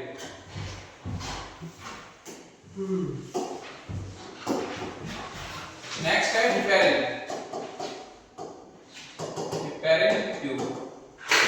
अब ये जो हिपेरिन ट्यूब है ये ग्रीन कलर की कैसी होती है, ग्रीन कलर की। इसमें जो आपका जो एंटीकोगुलेंट होता है सोडियम और लिथियम हिपेरिन, ऐसा होता है आपका, कौन सा है, सोडियम प्लस लिथियम और लिथियम हिपेरिन। इन दोनों के रिसेप्टर से होता है, या तो सोडियम हिपेरिन होगा या फिर लिथियम हिपेरिन होगा इसमें, ठीक है। अब जो ग्रीन कलर की जो ट्यूब है, हां हिपेरिन नहीं हिपेरिन होता है, ठीक है। ये हम यूज करते हैं भाई स्पेशल टेस्ट ट्रेस एलिमेंट के लिए, इसलिए करते हैं, इसमें हम करते हैं कुछ स्पेशल टेस्ट, अरे यार स्पेशल टेस्ट ट्रेस एलिमेंट, यानी कि जो बहुत ही कम अमाउंट में प्रेजेंट होते हैं, TRAC की ट्रेस एलिमेंट। ट्रेस एलिमेंट का मतलब होता है तो बहुत ही कम अमाउंट में प्रेजेंट होता है ना, ट्रेस अमाउंट, ठीक है। जैसे कि तुम्हारा हो गया सीरम अमोनिया, ठीक है, सीरम अमोनिया करते हैं इसमें हम, ठीक है। Blood alcohol,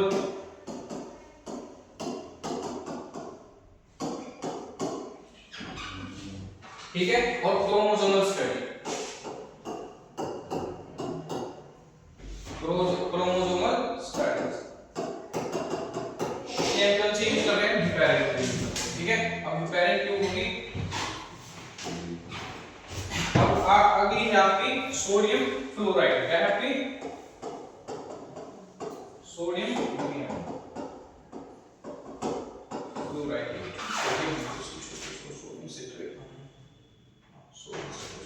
sodium fluoride. ये कैसी होती है तुम्हारी, ग्रे कलर की होती है, कैसी होती है भाई, ग्रे टॉप होता है इसका, जो टॉप है वो कैसा है, ग्रे होता है। इसमें होता है आपका सोडियम क्लोराइड और पोटेशियम क्लोराइड, सोडियम क्लोराइड और पोटेशियम क्लोराइड। क्या हुआ, ठीक है। इसमें तुम्हारा एडिटिव क्या है, सोडियम क्लोराइड और पोटेशियम क्लोराइड। ये हम किस लिए करते हैं, ये हम करते हैं ब्लड ग्लूकोज के लिए, किस लिए करते हैं भाई, ब्लड ग्लूकोज के लिए। चाहे तुम्हारा क्या हो, फास्टिंग हो, चाहे तुम्हारा पोस्ट प्राइमरी हो, फास्टिंग, ठीक है, चाहे तुम्हारा क्या हो, रैंडम हो, चाहे तुम्हारा क्या हो, पोस्ट प्राइमरी,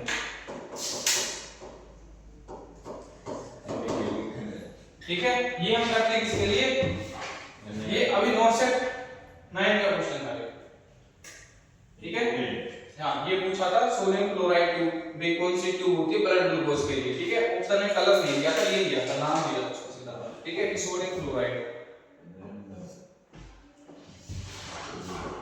आखिरी ट्यूब रहती है तुम्हारी लाइट ब्लू कलर की, कैसी है, ये क्या है, ये पोस्ट क्या, पोस्ट पैरेंटल, PARENTAL, ठीक है। आखिरी है तुम्हारी, और वो तुम्हारी सोडियम सिट्रेट, सोडियम सिट्रेट वाली, लाइट ब्लू बोल रहे थे। हाँ तो इसी को तो लिख तो लो पहले, लाइट ब्लू कलर की होती है, उसका बोलना लिखो नाम, ठीक है। तो sodium citrate light blue colour की होती है, इसमें तुम्हारा क्या होता है 3.8% या फिर तुम्हारा 3.2%, 3.8 या फिर 3.2% सोडियम सिट्रेट प्रेजेंट होता है। सोडियम सिट्रेट प्रेजेंट होता है, और ये हम करते हैं कोगुलेशन स्टडी के लिए, कोगुलेशन प्रोफाइल या फिर कोगुलेशन स्टडी के लिए। जैसे कि आपका PT INR, ठीक है, PT INR APTT, ठीक है, ये इन सारे टेस्ट को क्लियर करते हैं, ठीक है। डी डायमंड, एक टेस्ट होगा इसमें डी डायमंड,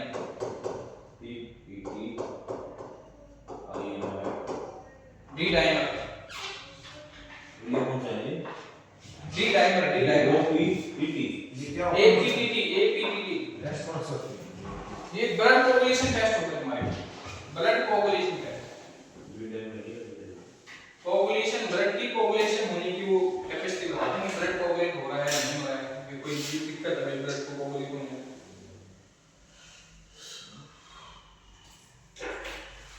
टेस्ट खत्म है। क्या टेस्ट खत्म सर, क्या क्या टाइम 10:30 मिनट, अभी नहीं, बस कर, बस तो आई नहीं रही, इसलिए बोल रहा हूं। हाँ जी, बात करेंगे ऊपर ट्रेन में क्या है? नहीं ट्रेन बात है एनिशियली क्या ये तुमने तो पढ़ दिए भाई, सारे के सारे, क्या पढ़ दिए तुमने? सारा पढ़ लिया, क्या पढ़ दिए? तो ब्लड टेस्ट पढ़ दिए, स्पेसिमेन कलेक्शन सारा पढ़ लिया, ठीक है। अब स्पेसिमेन कलेक्शन सारा पढ़ने का, तो इसी खुशी में ब्रेक किसने बोला? ब्रेक का नाम नहीं दिया मैंने। अब इसी खुशी में स्टार्ट करते हैं अगला टॉपिक, TPR अरे ठीक है, चलो तुम्हारे टीपीएम पढ़ लो। इसे छोटा भी है छोटा तो कोई सा भी नहीं है, टीपीएम तो देख लेंगे टॉपिक। क्या हो रहा है? तो बात में बैठे हो। अगर तुम्हारी टीपीएम पढ़ने की इच्छा है, मैं तो तुम्हारी इच्छा नहीं मानता। टीपीएम, ठीक है, क्या है तुम्हारा टीपीएम? ट्राइफॉस्फेट न्यूक्लियर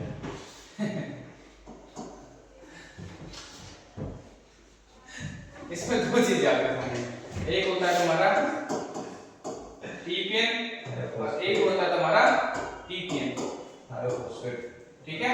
टीपीएम का मतलब क्या होता है भाई? थायोफॉस्फेट न्यूक्लियर टोटल पैरेंटल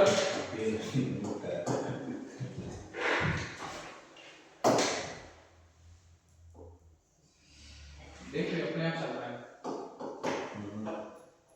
मना कर रहा है काफी जैसे टोटल पैरेंटल,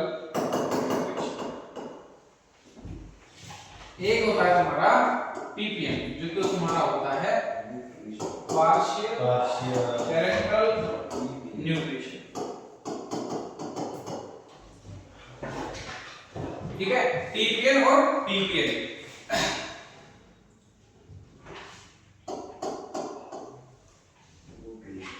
क्या होता है तुम्हारा टीपीएम? डेफिनेशन लिखो इसकी, एडमिनिस्ट्रेशन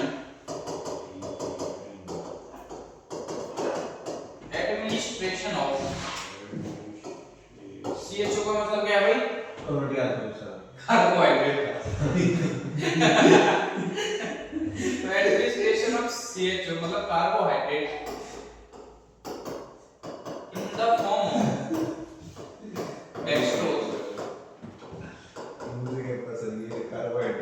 ठीक है। Administration of carbohydrate in the form of dextrose and protein in the form of amino acid, protein in the form of amino acid, ठीक है, and fat in emulsified emulsified form, मुझे energy करेगा ठीक है, emulsified form and minerals, electrolyte, water and vitamin, ठीक है।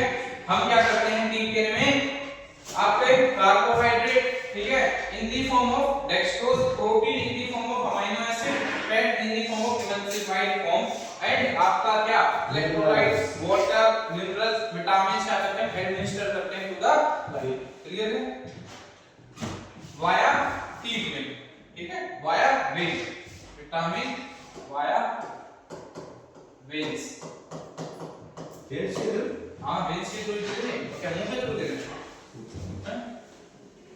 Via veins, ये होगा तुम्हारा टीपीएन, लिख लिया। चलो अब लिखो साइट ऑफ एडमिनिस्ट्रेशन, ठीक है, रूट की बात करें या फिर बात करें इसकी साइट की, या फिर बात करें रूट की, भाई रूट ऑफ एडमिनिस्ट्रेशन तो दो रूट होते हैं, एक होता है तुम्हारा पेरिफेरल रूट,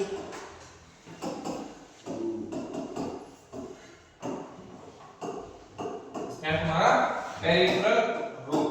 अब देखो पेरिफेरल रूट मतलब तुम पेरिफेरल आईवी लाइन से दोगे, है ना, पेरिफेरल रूट, तो पेरिफेरल रूट से तुम लेते हो, यूज करते हो हमेशा लार्ज वेन का, क्या यूज करोगे लार्ज वेन का, ठीक है। अभी यूज करते हैं भाई शॉर्ट टाइम के लिए, क्या शॉर्ट टाइम पीरियड के लिए और लेस ओस्मोलैरिटी,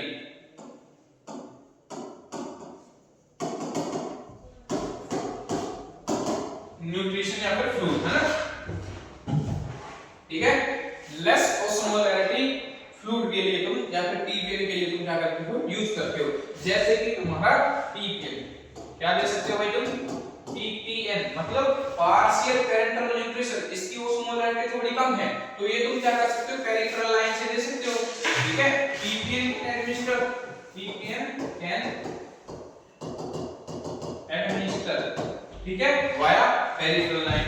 अब पेरिफेरल लाइन से तुम क्या दे सकते हो पीपीएन दे सकते हो।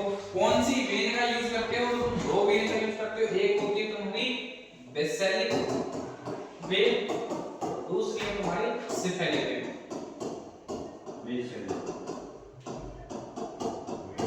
ठीक है। इन दो वेन का तुम क्या करते हो यूज करते हो, सिफेलिक वेन का और बेसेलिक वेन का, ठीक है, यहां होते हो, ठीक है, सिफेलिक और बेसेलिक वेन का तुम क्या करते हो भाई यूज करते हो, ठीक है।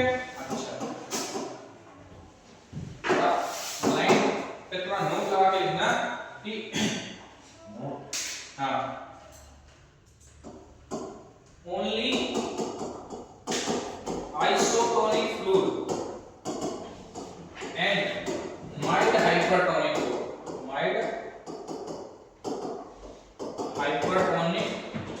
fluid can administer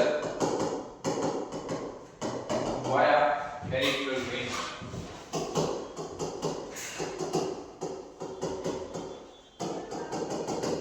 ठीक है भाई। आपके आइसोटोनिक सॉल्यूशन और माइल्ड हाइपरटोनिक सॉल्यूशन की हम क्या करते हैं पेरिफेरल वेन से एडमिनिस्टर कर सकते हैं, क्लियर है ये बात। दूसरी लाइन लिखो, if hypertonic solution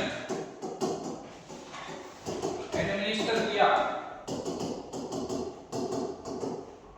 via peripheral when,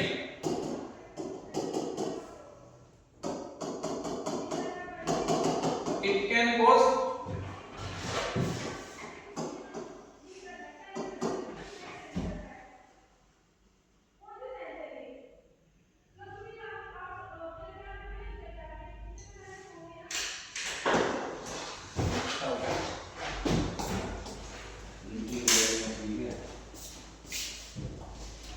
sir के स्टूडेंट थे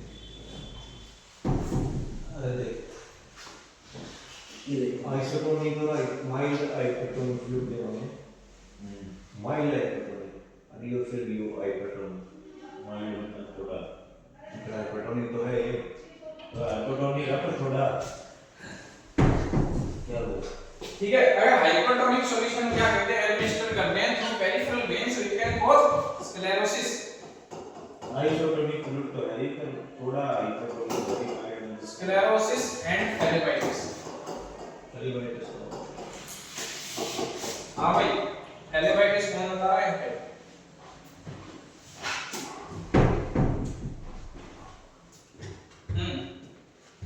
क्या था फेलिपाइटिस?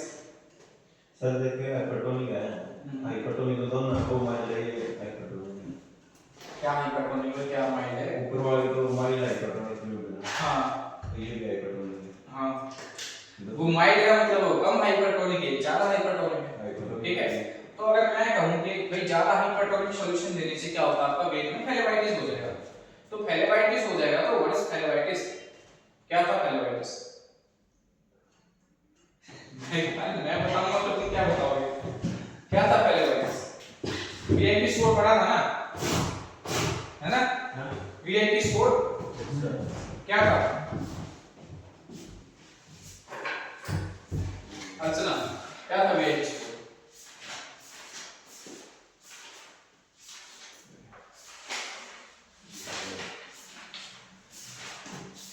अरे इतना टाइम लग रहा है।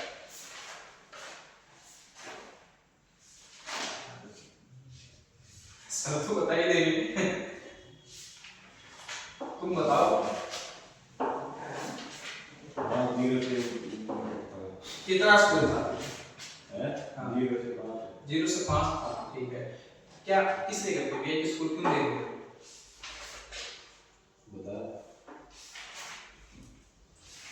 महाराज जी, अरे वीआईपी स्कोर देख क्यों रहे थे? अच्छा, किस लिए था वो वीआईपी स्कोर? ये क्लिनिक साइड हैं? क्लिनिक साइड और सीमेंट रोल्स नहीं site of cannulation site of cannulation को देखने के लिए, यानी कि साइट ऑफ कैनिलाइजेशन को देखने के लिए मतलब वेन की हेल्दीनेस को देखने के लिए, जिस वेन में तुमने कैनुल लगाया है उस वेन को देखने के लिए कि वो वेन ठीक है या नहीं। ठीक है, और अगर उस वेन में क्या हो जाए, फेलिपाइटिस हो जाए, यानी मेनली हम जिस वीआईपी स्कोर देखते हैं उससे देखते हैं फेलिपाइटिस। तो फेलिपाइटिस क्या है तुम्हारा? जब तुम्हारे तीनों वीआईपी स्कोर के जो साइन सिम्टम्स थे ना प्रेजेंट हो, क्या तुम्हारा पेन, एडिमा और तुम्हारा तीसरा कौन सा साइन था? स्वेलिंग। अगर तीनों साइन प्रेजेंट हो जाए इसका मतलब क्या है कि तुम्हें क्या हो गया है? फेलिपाइटिस हो गया। क्लियर है? तो ये था हमारा फेलिपाइटिस। अब अच्छा, वो कल वाला ऐप में क्या दिक्कत आ रही टेस्ट किया था ना? देखा नहीं, बट है दिक्कत आ रही इनका तो हो गया, इसका नहीं हुआ। पता है क्या हुआ था जैसे टेस्ट दे दिया थी।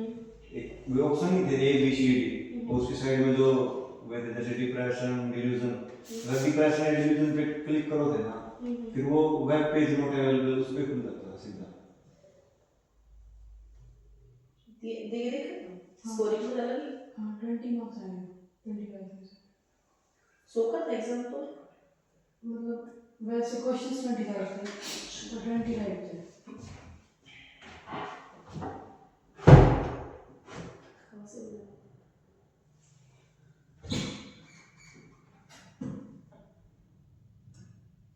दे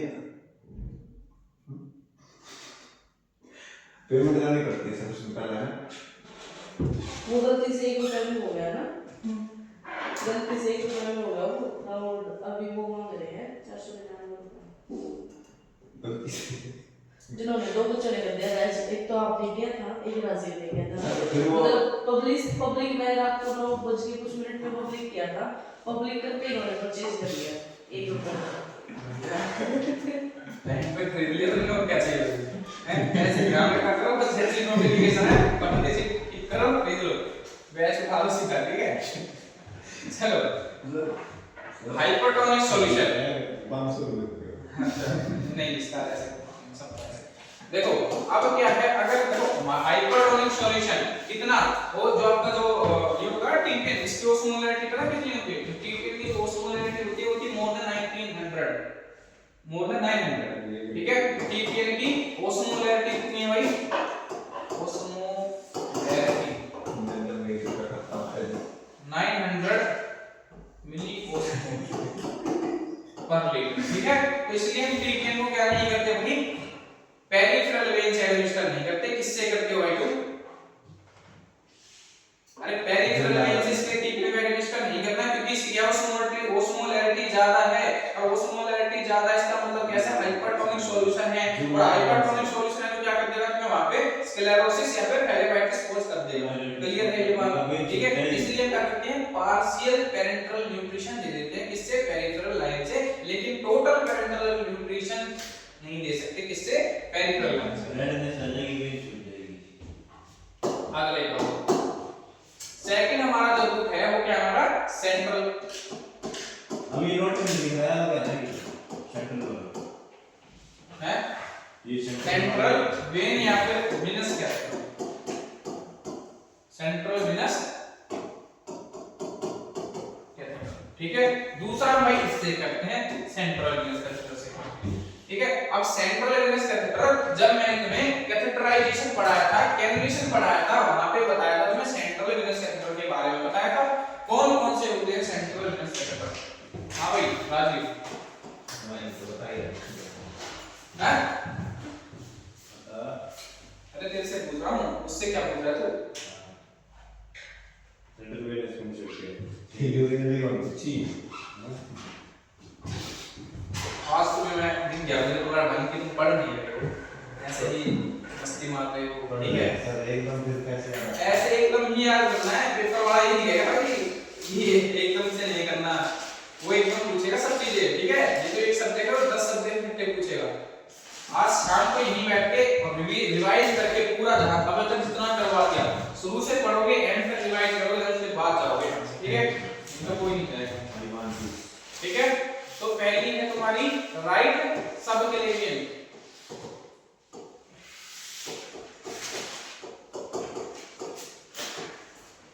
राइट सबक्लेवियन वेन या फिर राइट सबक्लेवियन वेनस कैथेटर, कुछ भी बोलो, ठीक है। तो पहला हम कौन सा करते हैं, राइट सबक्लेवियन करते हैं। अब राइट सबक्लेवियन करते हो तो ये क्या है तुम्हारा लॉन्ग टर्म के लिए क्या करते हैं, यूज करते हैं, क्या करते हैं, लॉन्ग टर्म के लिए इसका हम क्या करते हैं, यूज कर सकते हैं, इसका राइट सबक्लेवियन का, ठीक है। और ये क्या है आपका, ये आपका मोस्ट कॉमन होता है इसके लिए फॉर लॉन्ग टर्म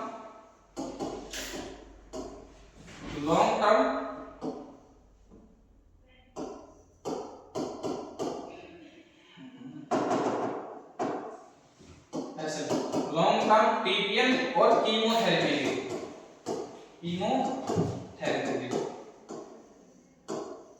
ठीक है। इसका हम क्या करते हैं, मोस्ट कॉमनली यही यूज करते हैं, किसके लिए, टीपीएन के लिए और कीमोथेरेपी के लिए, लॉन्ग टर्म के लिए भी यूज कर सकते हैं इसका, ठीक है। दूसरी होती है आपकी भाई इंटरनल जुगुलार वेन,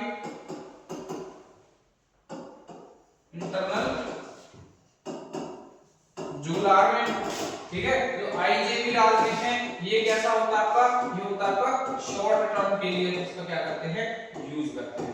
मैंने कैलकुलेशन में लिखवा दिया था कितना क्या करना है, बार बार नहीं लिखूंगा, ठीक है, ठीक है। शॉर्ट टर्म के लिए यूज करते हैं, और ये मोस्ट कॉमनली हम क्या करते हैं, हम यूज करते हैं इसके लिए फॉर आईवी फ्लूइड के लिए और मेडिकेशन के लिए, आईवी फ्लूइड और मेडिकेशन के लिए। ये होती है ना सबक्लेवियन, ये है सबक्लेवियन, ठीक है। और ये होती है तुम्हारी जुगुलर। तीसरी होती है तुम्हारी पिक लाइन, ये भी बताई थी भाई, बताई थी ना, यस क्या थी, पिक लाइन बताई थी ना, पिक लाइन बताई थी ना, इसमें कैलकुलेशन में पिक लाइन लिखवा रखी है, ठीक है। पेरिफेरल इंसर्टेड सेंट्रल कैथेटर, ठीक है। इसका हम क्या कर सकते हैं, इसका हम यूज करते हैं लॉन्ग टाइम के लिए, यूज कर सकते हैं इसका लॉन्ग टर्म में, कितने, मोर देन 4 से 6 वीक, कितना, मोर देन 4 to 6 वीक के लिए इसका यूज करते हैं, ठीक है। अब आती है आपकी फोर्थ वन इज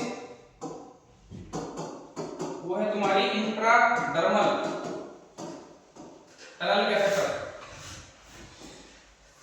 इंट्राडर्मल इसी को बोलते हो टनल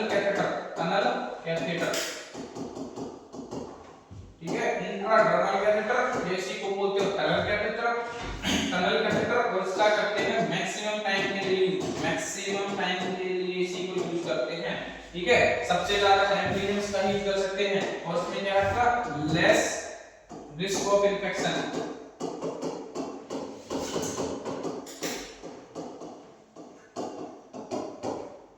इन्फेक्शन का रिस्क भी क्या होता है इसमें सबसे कम होता है, लेस रिस्क ऑफ इन्फेक्शन।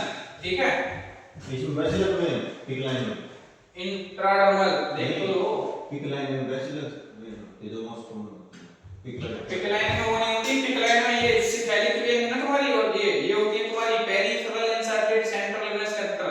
यहाँ पे तुम्हारी क्या होती है, बड़ी बड़ी वेन होती हैं जो कि अंदर होती हैं, ठीक है, उनमें डालते हैं पिकलाइन, यहाँ डालते हैं मोस्टली राइट हैंड में डालते हैं। कहाँ पे डालते हैं, राइट हैंड में। आपने सुना है वैसे में तो बैचलर वो वेन है जो तुम्हारी ऊपर दिख रही है ना, वो ये है नॉर्मल वाली वेन, ठीक है, वो अलग है, वो अलग है। कैथेटर तो अलग होता है, पिक लाइन तो अलग होती है। पिक लाइन तुम्हारी सेंट्रल लाइन है, ठीक है, central catheter, peripherally inserted central catheter. ठीक है, अब बात करते हैं इसकी, भाई ये सारी चीजें हो गई, इसके बाद लिख लिया सबने, लिख लिया पिक लाइन लिख ली, टर्न कैथेटर लिख लिया। चलो अब लिखते हैं कंपोजिशन की या फिर कंपोनेंट ऑफ टीपीएन। क्या कंपोनेंट,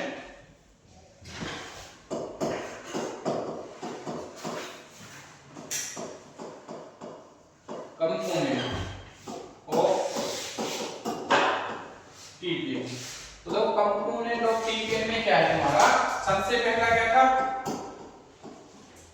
हाँ भाई कंपोनेंट ऑफ टीपीएन क्या क्या कंपोनेंट थे, अभी पढ़ाए तो थे कंपोनेंट, डेफिनेशन में लिखवा रखे।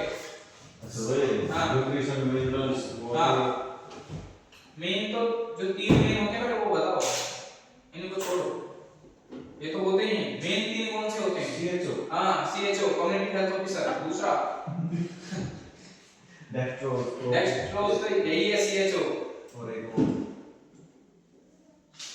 फिर प्रोटीन लिखवा रखा, प्रोटीन है ना, एक ही होता है भाई, यहाँ से बोल दो चाहे प्रोटीन बोल दो, ठीक है, और अगला फैट। तो बेसिकली तीन कंपोनेंट के बारे में डिस्कस करेंगे, वो है तुम्हारा एक तो कम्युनिटी हेल्थ ऑफिसर, ठीक है, किस फॉर्म में है, दूसरी है भाई in form of white card form, in form of dextrose, ध्यान रखना, ठीक है, कार्बोहाइड्रेट डेक्स्ट्रोज की फॉर्म में प्रेजेंट होता है टीपीएन में, ठीक है, ये हमारे पास अवेलेबल होता है भाई 5% से 10%, 50% तक क्या है ये मार्केट में अवेलेबल होते हैं। हमारे पास 10%। अगर मैं बात करूं कि कंसंट्रेशन की, कि भाई कितनी कंसंट्रेशन में आते हैं ये, तो ये 5 से 50% तक की कंसंट्रेशन में टीपीएन में आते हैं। हम जो यूज करते हैं मेनली जो यूज करते हैं, मेनली जो यूज करते हैं वो करते हैं 5% टू 10% वाले,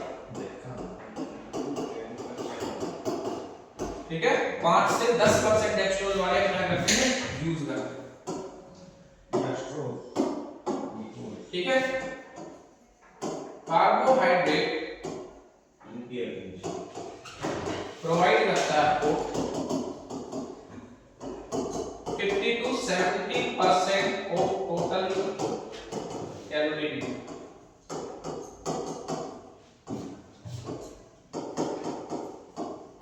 ठीक है। तो कार्बोहाइड्रेट क्या करता है, आपकी टोटल कैलोरी नीड का 50 से 70% कार्बोहाइड्रेट प्रोवाइड करवाता है। क्लियर है ये बात। दूसरा है तुम्हारा प्रोटीन। अब प्रोटीन है तुम्हारा प्रेजेंट होता है in form of amino acid,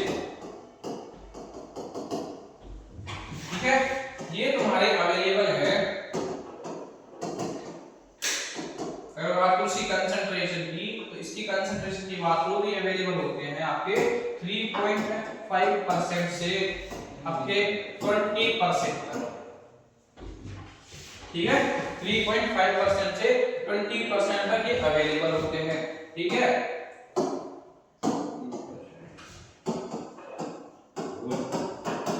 protein जो है ये तुम्हें प्रोवाइड करता है 10 to 15 15% of total calorie need.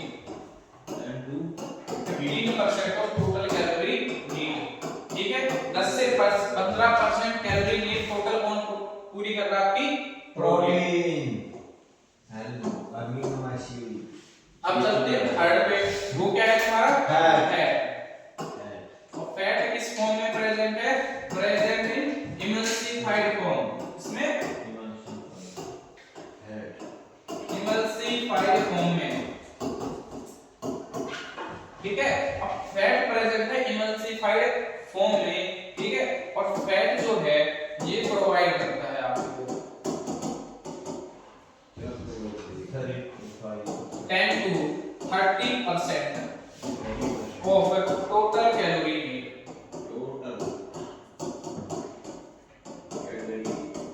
ठीक है, 10 to 30% of total calorie need।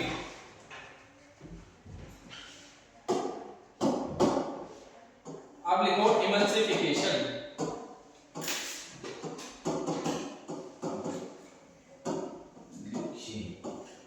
क्या होता है इमल्सिफिकेशन? जैसे ये तेल वगैरह क्या तेल वगैरह? इमल्सिफिकेशन का मतलब होता है ऐसा दो सब्सटेंस जो आपस में घुलते ना हो। जैसे पानी में कभी तेल घुलता है? नहीं घुलता। तो उन चीजों को मिक्स करने के लिए हम क्या करते हैं? इमल्सिफिकेशन। उन चीजों को मिक्स करने के प्रोसेस को बोलते हैं इमल्सिफिकेशन। क्या बोलते हैं? इमल्सिफिकेशन।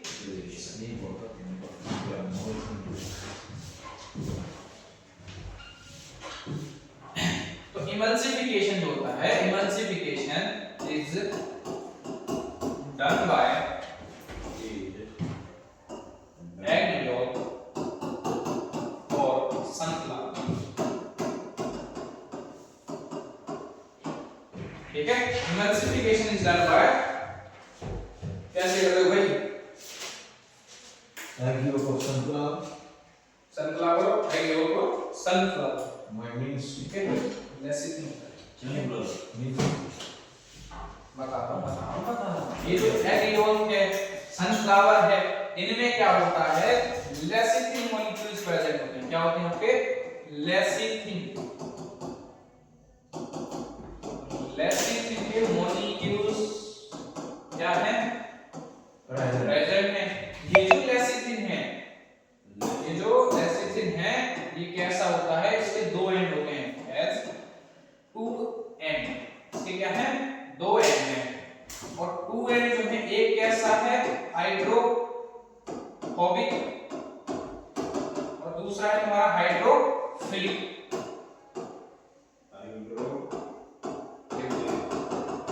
हाइड्रोफोबिक और हाइड्रोफिलिक दो एंड होते हैं इसके, ठीक है। अब ये हाइड्रोफोबिक मतलब जो पानी से प्यार नहीं करता, हाइड्रोफिलिक जो पानी से प्यार करता है। तो ये वाला हिस्सा तो क्या करेगा? पानी को चिपका लेगा, और ये वाला हिस्सा क्या करेगा? तुम्हारा ऑयल को चिपका लेगा। तो मिल गया ना फैट और एक उसमें, कर लिया ना इमल्सिफिकेशन। ऐसे होता है तुम्हारा इमल्सिफिकेशन। अब बात करते हैं इमल्सिफिकेशन के कंपोनेंट की। कंपोनेंट इमल्सिफिकेशन के तो है आपका ये फैट और वाटर, लियोलिनिक। फैट और वाटर को मिलाना ही है। हाँ, इसको बोलते हैं इमल्सिफिकेशन, ठीक है। तो इसमें है लिनोलेनिक एसिड। पहला है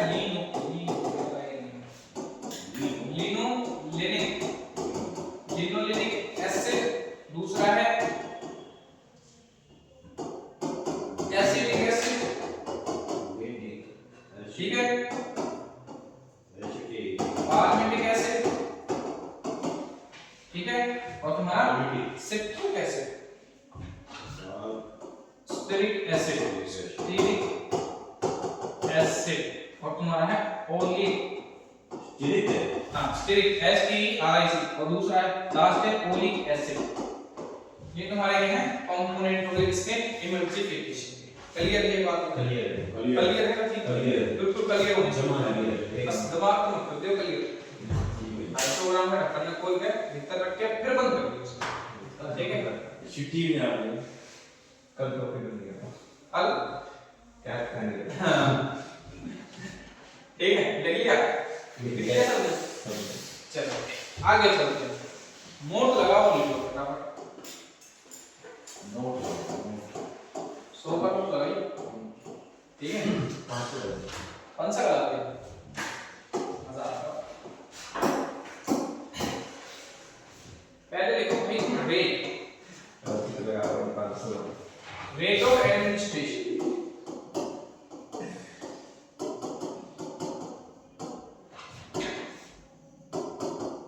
रेट ऑफ एडमिनिस्ट्रेशन या तुम बोल दो भाई फ्लो रेट।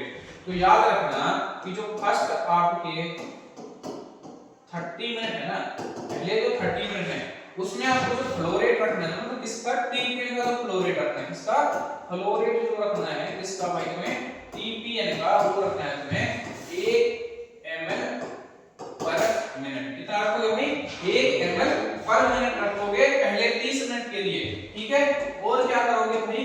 वाइटल्स को क्या करते रहोगे? मॉनिटर करोगे तुम, वाइटल्स मॉनिटर करोगे एवरी 10 मिनट में, हर 10 मिनट के अंदर for first 30 minute, for first 30 minute, पहले 30 मिनट के लिए वाइटल्स मॉनिटर करते रहोगे, हर 10 मिनट में करोगे, ठीक है। बिकॉज़ अब ये क्यों कर रहे हो? Because risk of adverse reaction, because risk of adverse reaction, ठीक है। Because risk of adverse reaction, और अगर पेशेंट में तुम्हें क्या देखने को मिल जाए? एडवर्स रिएक्शन देखने को मिले, क्या देखने को मिले? Adverse reaction. तो मतलब पेशेंट में कुछ देखने को मिलेंगे साइन सिम्टम्स, है ना। साइन सिम्टम्स क्या देखने को मिलेंगे? हेडेक, ठीक है, नोजिया, वोमिटिंग, ठीक है, फीवर, ठीक है, डिस्पीनिया, ठीक है, और डिस्पीनिया और डायफोरेसिस,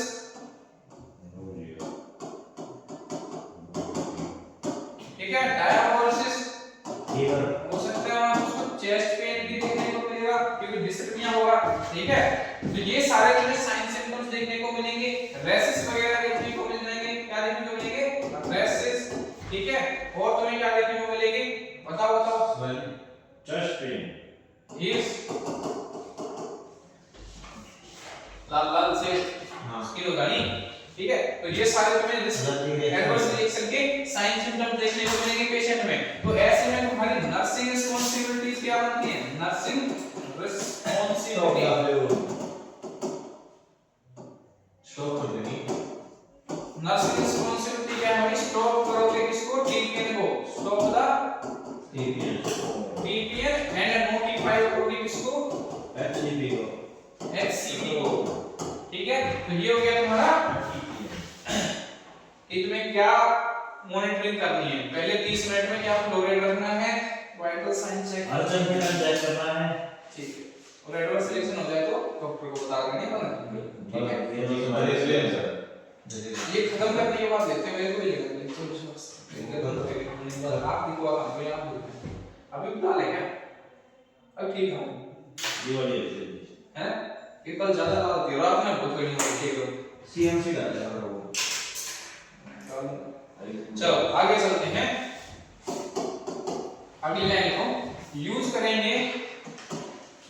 नीचे गई अगली लाइन है ना स्ट्रिक्ट, अगले नोट चल रहा था ये खत्म हो गया। अगली लाइन, और जब मैं बोलूं ना अगली लाइन लिखो, एक लाइन छोड़ के लिखा दो, आगे बस समझो, एक लाइन छोड़ के, ताकि तुम्हें पता चले कि कौन सी चीज किस में कनेक्ट है, किस में कनेक्ट नहीं है। नोट्स जो बना रहे हो अच्छे से बनाओ, ठीक है। यूज करोगे strict rule aseptic sterile technique का,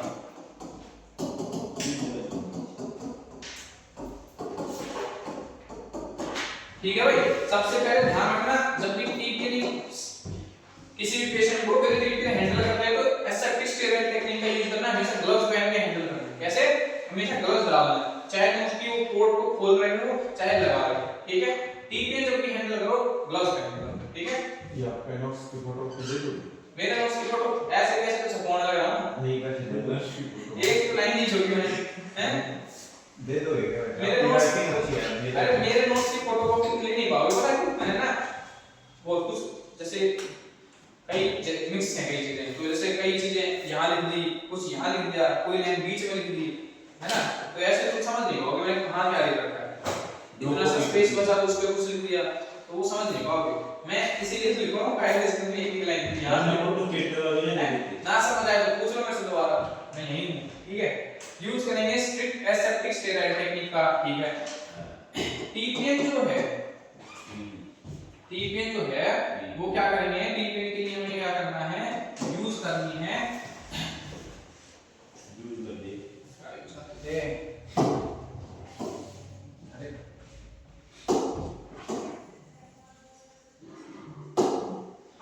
लो देखो,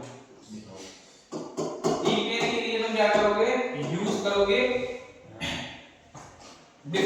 अलग से क्या बोलेंगे उस पे, सेपरेट पोर्ट, क्या यूज करोगे, सेपरेट पोर्ट, यूज करोगे सेपरेट पोर्ट, सेपरेट पोर्ट का वो लाइन। देखो इसमें हमारी सेंट्रल कैपेसिटर में 3 पोर्ट होते हैं, किसी में 4 पोर्ट होते हैं, तो जो टीपीएन के लिए क्या करोगे तुम, सेपरेट लाइन का यूज करोगे, सेपरेट पोर्ट का यूज करोगे, ठीक है? पहली बात, उस पोर्ट से टीपीएन के अलावा कोई भी दूसरी चीज नहीं दोगे, ठीक है? क्या नहीं करोगे, उस पोर्ट से दूसरी कोई भी चीज तुम नहीं दोगे, ठीक है? आईवी मेडिकेशन, ब्लड कंपोनेंट लिख लो, IV medication, blood component and sample, ठीक है? ब्लड कंपोनेंट हो गया आपके, आईवी मेडिकेशन हो गया आपके, ठीक है? Not used through TPN line, not used या फिर not administer through TPN port या फिर टीपीएन लाइन। भाई जो टीपीएन वाला पोर्ट है ना उससे सिर्फ टीपीएन ही चलेगा, ये याद रखना। जब तक पेशेंट को टीपीएन चल रहा है तब तक उसी पोर्ट से चलना है, सैंपल भी नहीं देंगे, उस लाइन से कुछ नहीं करना, ठीक है? वो लाइन छेड़नी नहीं है। हां वो लाइन नहीं छेड़नी, क्लियर है? और वो टीपीएन के लिए ही छोड़ दो, ठीक है? इसमें से कुछ नहीं जाएगा, कभी पानी मार दे। हां ठीक है, ये हो गया तुम्हारा टीपीएन लाइन। डिस्कार्ड कर दोगे रिमेनिंग सॉल्यूशन, रिमेनिंग टीपीएन या फिर भाई सॉल्यूशन जो बचा है किसमें, इन बैग में, टीपीएन बैग में जितना भी टीपीएन बचा है, सॉल्यूशन बचा है, उसको डिस्कार्ड कर दोगे आफ्टर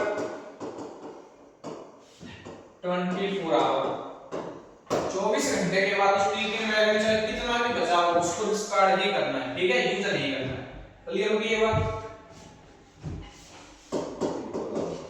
जो तुमने आईवी ट्यूबिंग जो यूज किया ना, आईवी ट्यूबिंग जो तुम यूज कर रहे हो ना जो टीपीएन के लिए, उसको क्या करोगे तुम, चेंज करोगे आफ्टर 24 आवर, 24 घंटे के बाद तुम्हें वो बैग भी डिस्कार्ड करना है, उसके साथ साथ वो ट्यूबिंग जो आईवी लाइन यूज की थी उसको भी डिस्कार्ड करना है, और नए बैग और नई आईवी लाइन से स्टार्ट करोगे, क्लियर है बात? बोल क्लियर? जैसे तुम्हारी ना जो वेस्ट ट्यूब में कॉन्ट्राइंडिकेशन क्या बिना जो वेस्ट ट्यूब में डाल सकते इसमें खाना लेने के लिए यूनिट डाल वो एक बात सुन तो लो सर, कॉन्ट्राइंडिकेशन होगी इसमें, जैसे तो टीपीएन लाइन है उन पेशेंट में टीपीएन तो ये जैसे गैस्ट्रिक सर्जरी का पेशेंट हो गया, इसका गैस्ट्रिक सर्जरी का, अब पेट में तो कुछ दे ही नहीं सकते, ना नाक के थ्रू, ना कान के थ्रू और ना मुंह के थ्रू, तो क्या करेंगे ऐसे पेशेंट में टीपीएन ही चलाते हैं या फिर आईवी फ्लूइड चलता है, आईवी फ्लूइड चलता है और लॉन्ग टर्म पेशेंट दिख रहा है कि भाई फ्लूइड पे रहने वाला है तो टीपीएन चलाते हैं, क्लियर? अब ये सारी बातें हो गई भाई, ठीक है? कि मेडिकेशन नहीं देनी, स्ट्रिक्ट एसेप्टिक स्टेरॉइड टेक्निक का यूज करना है, फ्लोरेट क्या रखोगे तुम, वाइटल साइन मॉनिटर करोगे तुम, ठीक है? और भाई तुम्हें सिवा टीपीएन के उस लाइन से कुछ और चीज नहीं देनी, आफ्टर 24 घंटे के बाद जो बचा हुआ बैग में जो भी सॉल्यूशन बचा उसको डिस्कार्ड करो, ट्यूब बदलो, 24 घंटे के अंदर ट्यूबिंग भी तुम्हें चेंज करनी है, ठीक है? अब 2 लाइन हो गई हमें, और वो है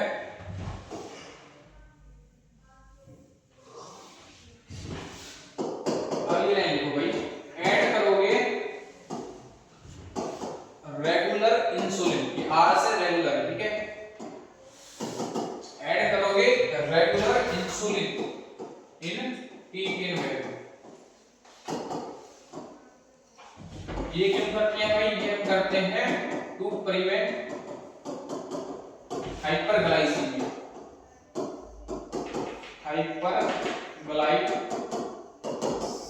हाइपरग्लाइसीमिया से प्रिवेंट करने के लिए क्या करना है तुम्हें? उसमें रेगुलर इंसुलिन को ऐड करना है। और क्या करोगे अभी तुम उसमें? क्या करोगे? ऐड करोगे हेपेरिन। ठीक है, हेपेरिन इसलिए टू प्रिवेंट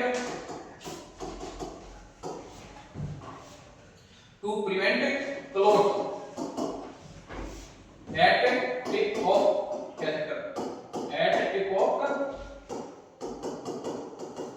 कैथेटर। ठीक है, इसमें थोड़ा सा हेपेरिन भी ऐड कर देते हैं। ठीक है, और क्या करना है तुम्हें? मॉनिटर करना है ब्लड ग्लूकोज का लेवल, ब्लड ग्लूकोज के लेवल को 4 से 6 घंटे के अंदर, हर 4 से 6 घंटे में। इसको इसलिए आप ये लिखा, ठीक है, ताकि तुम्हें समझ याद रहे। हर 4 से 6 घंटे में क्या करोगे? ब्लड ग्लूकोज लेवल को मॉनिटर करते रहोगे। क्लियर है ये बात? अच्छा, अब लिखो हेडिंग लगाओ इसी में ही, और लिखो effectiveness of TPN. Effective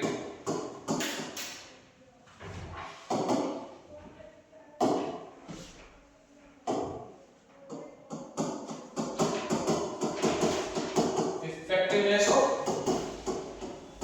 TPN. ये है तुम्हारा इंपॉर्टेंट सवाल एचएसएससी के लिए, नॉसेट के लिए और सब एग्जाम के लिए। इफेक्टिवनेस ऑफ टीपीएन देखो, इफ पेशेंट गेन क्या हो रहा है? क्या भाई अपने आप कुछ चल रहा है? पहले माता का क्या हो रहा है? पता नहीं, बीमारी हो रही है। कैसा नाम हुआ है? क्या कहते हैं उसको? मुझे तो कुछ नहीं, बोर्ड में कुछ है। इफ पेशेंट गेन वेट क्या कहते हैं? 1 से 2 lbs, कितना? 1 to 2 lbs पर वीक। ठीक है, क्या है? अगर पेशेंट गेन कर रहा है वेट 1 से 2 lbs पर वीक, तो ये क्या है आपका? ये आपका नॉर्मल इंडिकेशन। क्या है? नॉर्मल फाइंडिंग है, नॉर्मल इंडिकेशन है। कोई टेंशन लेने की जरूरत नहीं है। If patient gain weight more than 3 lbs per week, तो एक हफ्ते में 3 lbs से ज्यादा वेट बढ़ रहा है, तो ये क्या है तुम्हारा? ये एबनॉर्मल। क्या है तुम्हारा? मोर देन 3 lbs। ये एबनॉर्मल है। ये इंडिकेट करता है इसको, ये इंडिकेट करता है तुम्हारा हाइपरवोलेमिया को। क्या? हाइपरवोलेमिया। क्लियर है?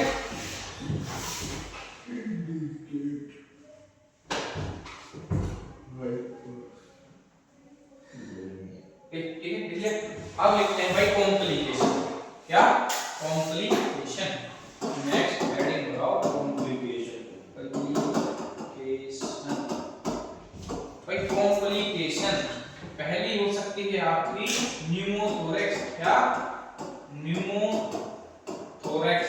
न्यूमोथोरेक्स क्यों हो रहा है? क्योंकि तुमने सेंट्रल कैथेटर डाली है ना, और सेंट्रल कैथेटर डाली है तुमने, सब राइट सब क्लेवियन डाल रहे थे और लंग्स में इंजरी हुई तो वहां पे हवा भर गई, है ना, प्लूरा पंचर कर दी तुमने, तो न्यूमोथोरेक्स हो सकता है आपका।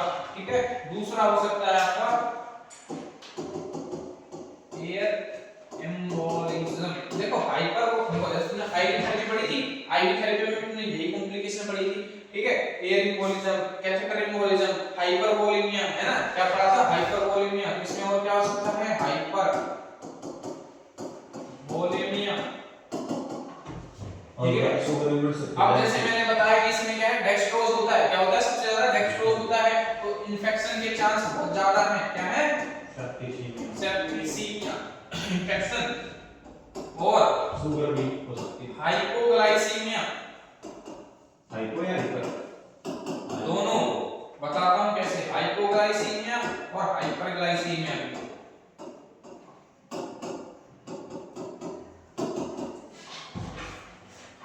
ठीक है, हाइपो और हाइपर दोनों। अब देखो सबकी देते हैं एक्सप्लेनेशन।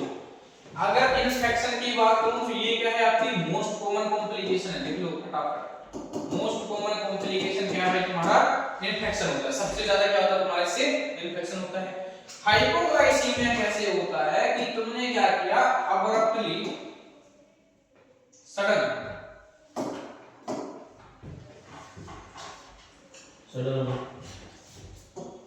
तुमने क्या किया, सडन या तुमने अब्रप्टली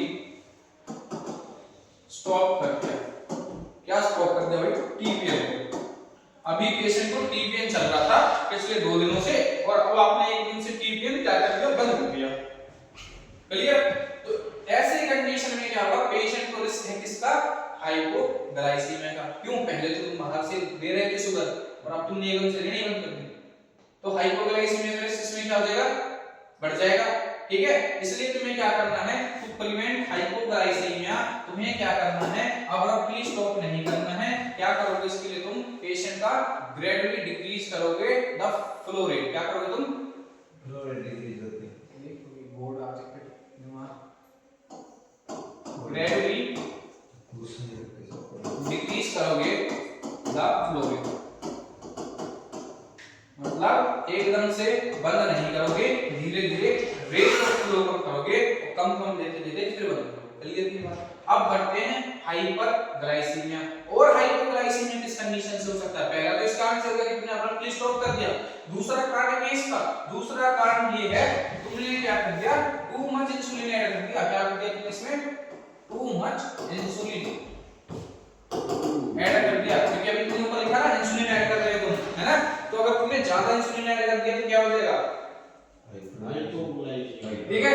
अब हाइपरग्लाइसीमिया कैसे हुआ भाई? हाइपरग्लाइसीमिया ऐसे हुआ कि तुमने क्या किया, इंसुलिन ऐड नहीं किया, हाइपरग्लाइसीमिया हो जाएगा। ठीक है, या पेशेंट डायबिटिक था, उसमें टीपीएन चल रहा है तो किसी बात से शुगर कंट्रोल लेवल बढ़ जाएगी, हाइपरग्लाइसीमिया हो जाएगा। ठीक है, चलो दवाई लोगी है। अब इन्फेक्शन हो गया या हाइपोग्लाइसीमिया हाइपरग्लाइसीमिया हो गया तो नर्सिंग इंटरवेंशन क्या करोगे? नर्सिंग इंटरवेंशन करेंगे उसको, नोटिफाई करोगे किसको? एचसीपी। क्या करोगे? नोटिफाई करोगे एचसीपी। नोटिफाई, ये हो गया तुम्हारा यहाँ पे ट्रीटमेंट। क्लियर? वो पीपीएन रहेगा। अरे ये तो होता है पीपीएन और टीपीएन दोनों। हाँ, टीपीएन का मतलब है पार्शियल, उसमें क्या है कि तुम्हारा कार्बोहाइड्रेट है इनकी जो अमाउंट है वो कम होता है, समझे? समझे? उसमें कंसंट्रेशन कम है, उसमें सारी चीजें प्रेजेंट नहीं है। जैसे टीपीएन में तो सब प्रेजेंट है, विटामिन्स भी हैं, मिनरल्स भी, उसमें क्या होता है कुछ अमाउंट्स होते हैं, कुछ चीजें होती हैं, सर सारी चीजें नहीं होती। हां, ठीक है, वो होता है तुम्हारा पीपीएन और ये होता है तुम्हारा टीपीएन। क्लियर है? Route of drug administration. Route of drug administration छुट्टी करेंगे, ब्रेक लेके फिर उसके बाद करेंगे। मुझे डॉक्टर के मैं तो कह रहा हूं आज तो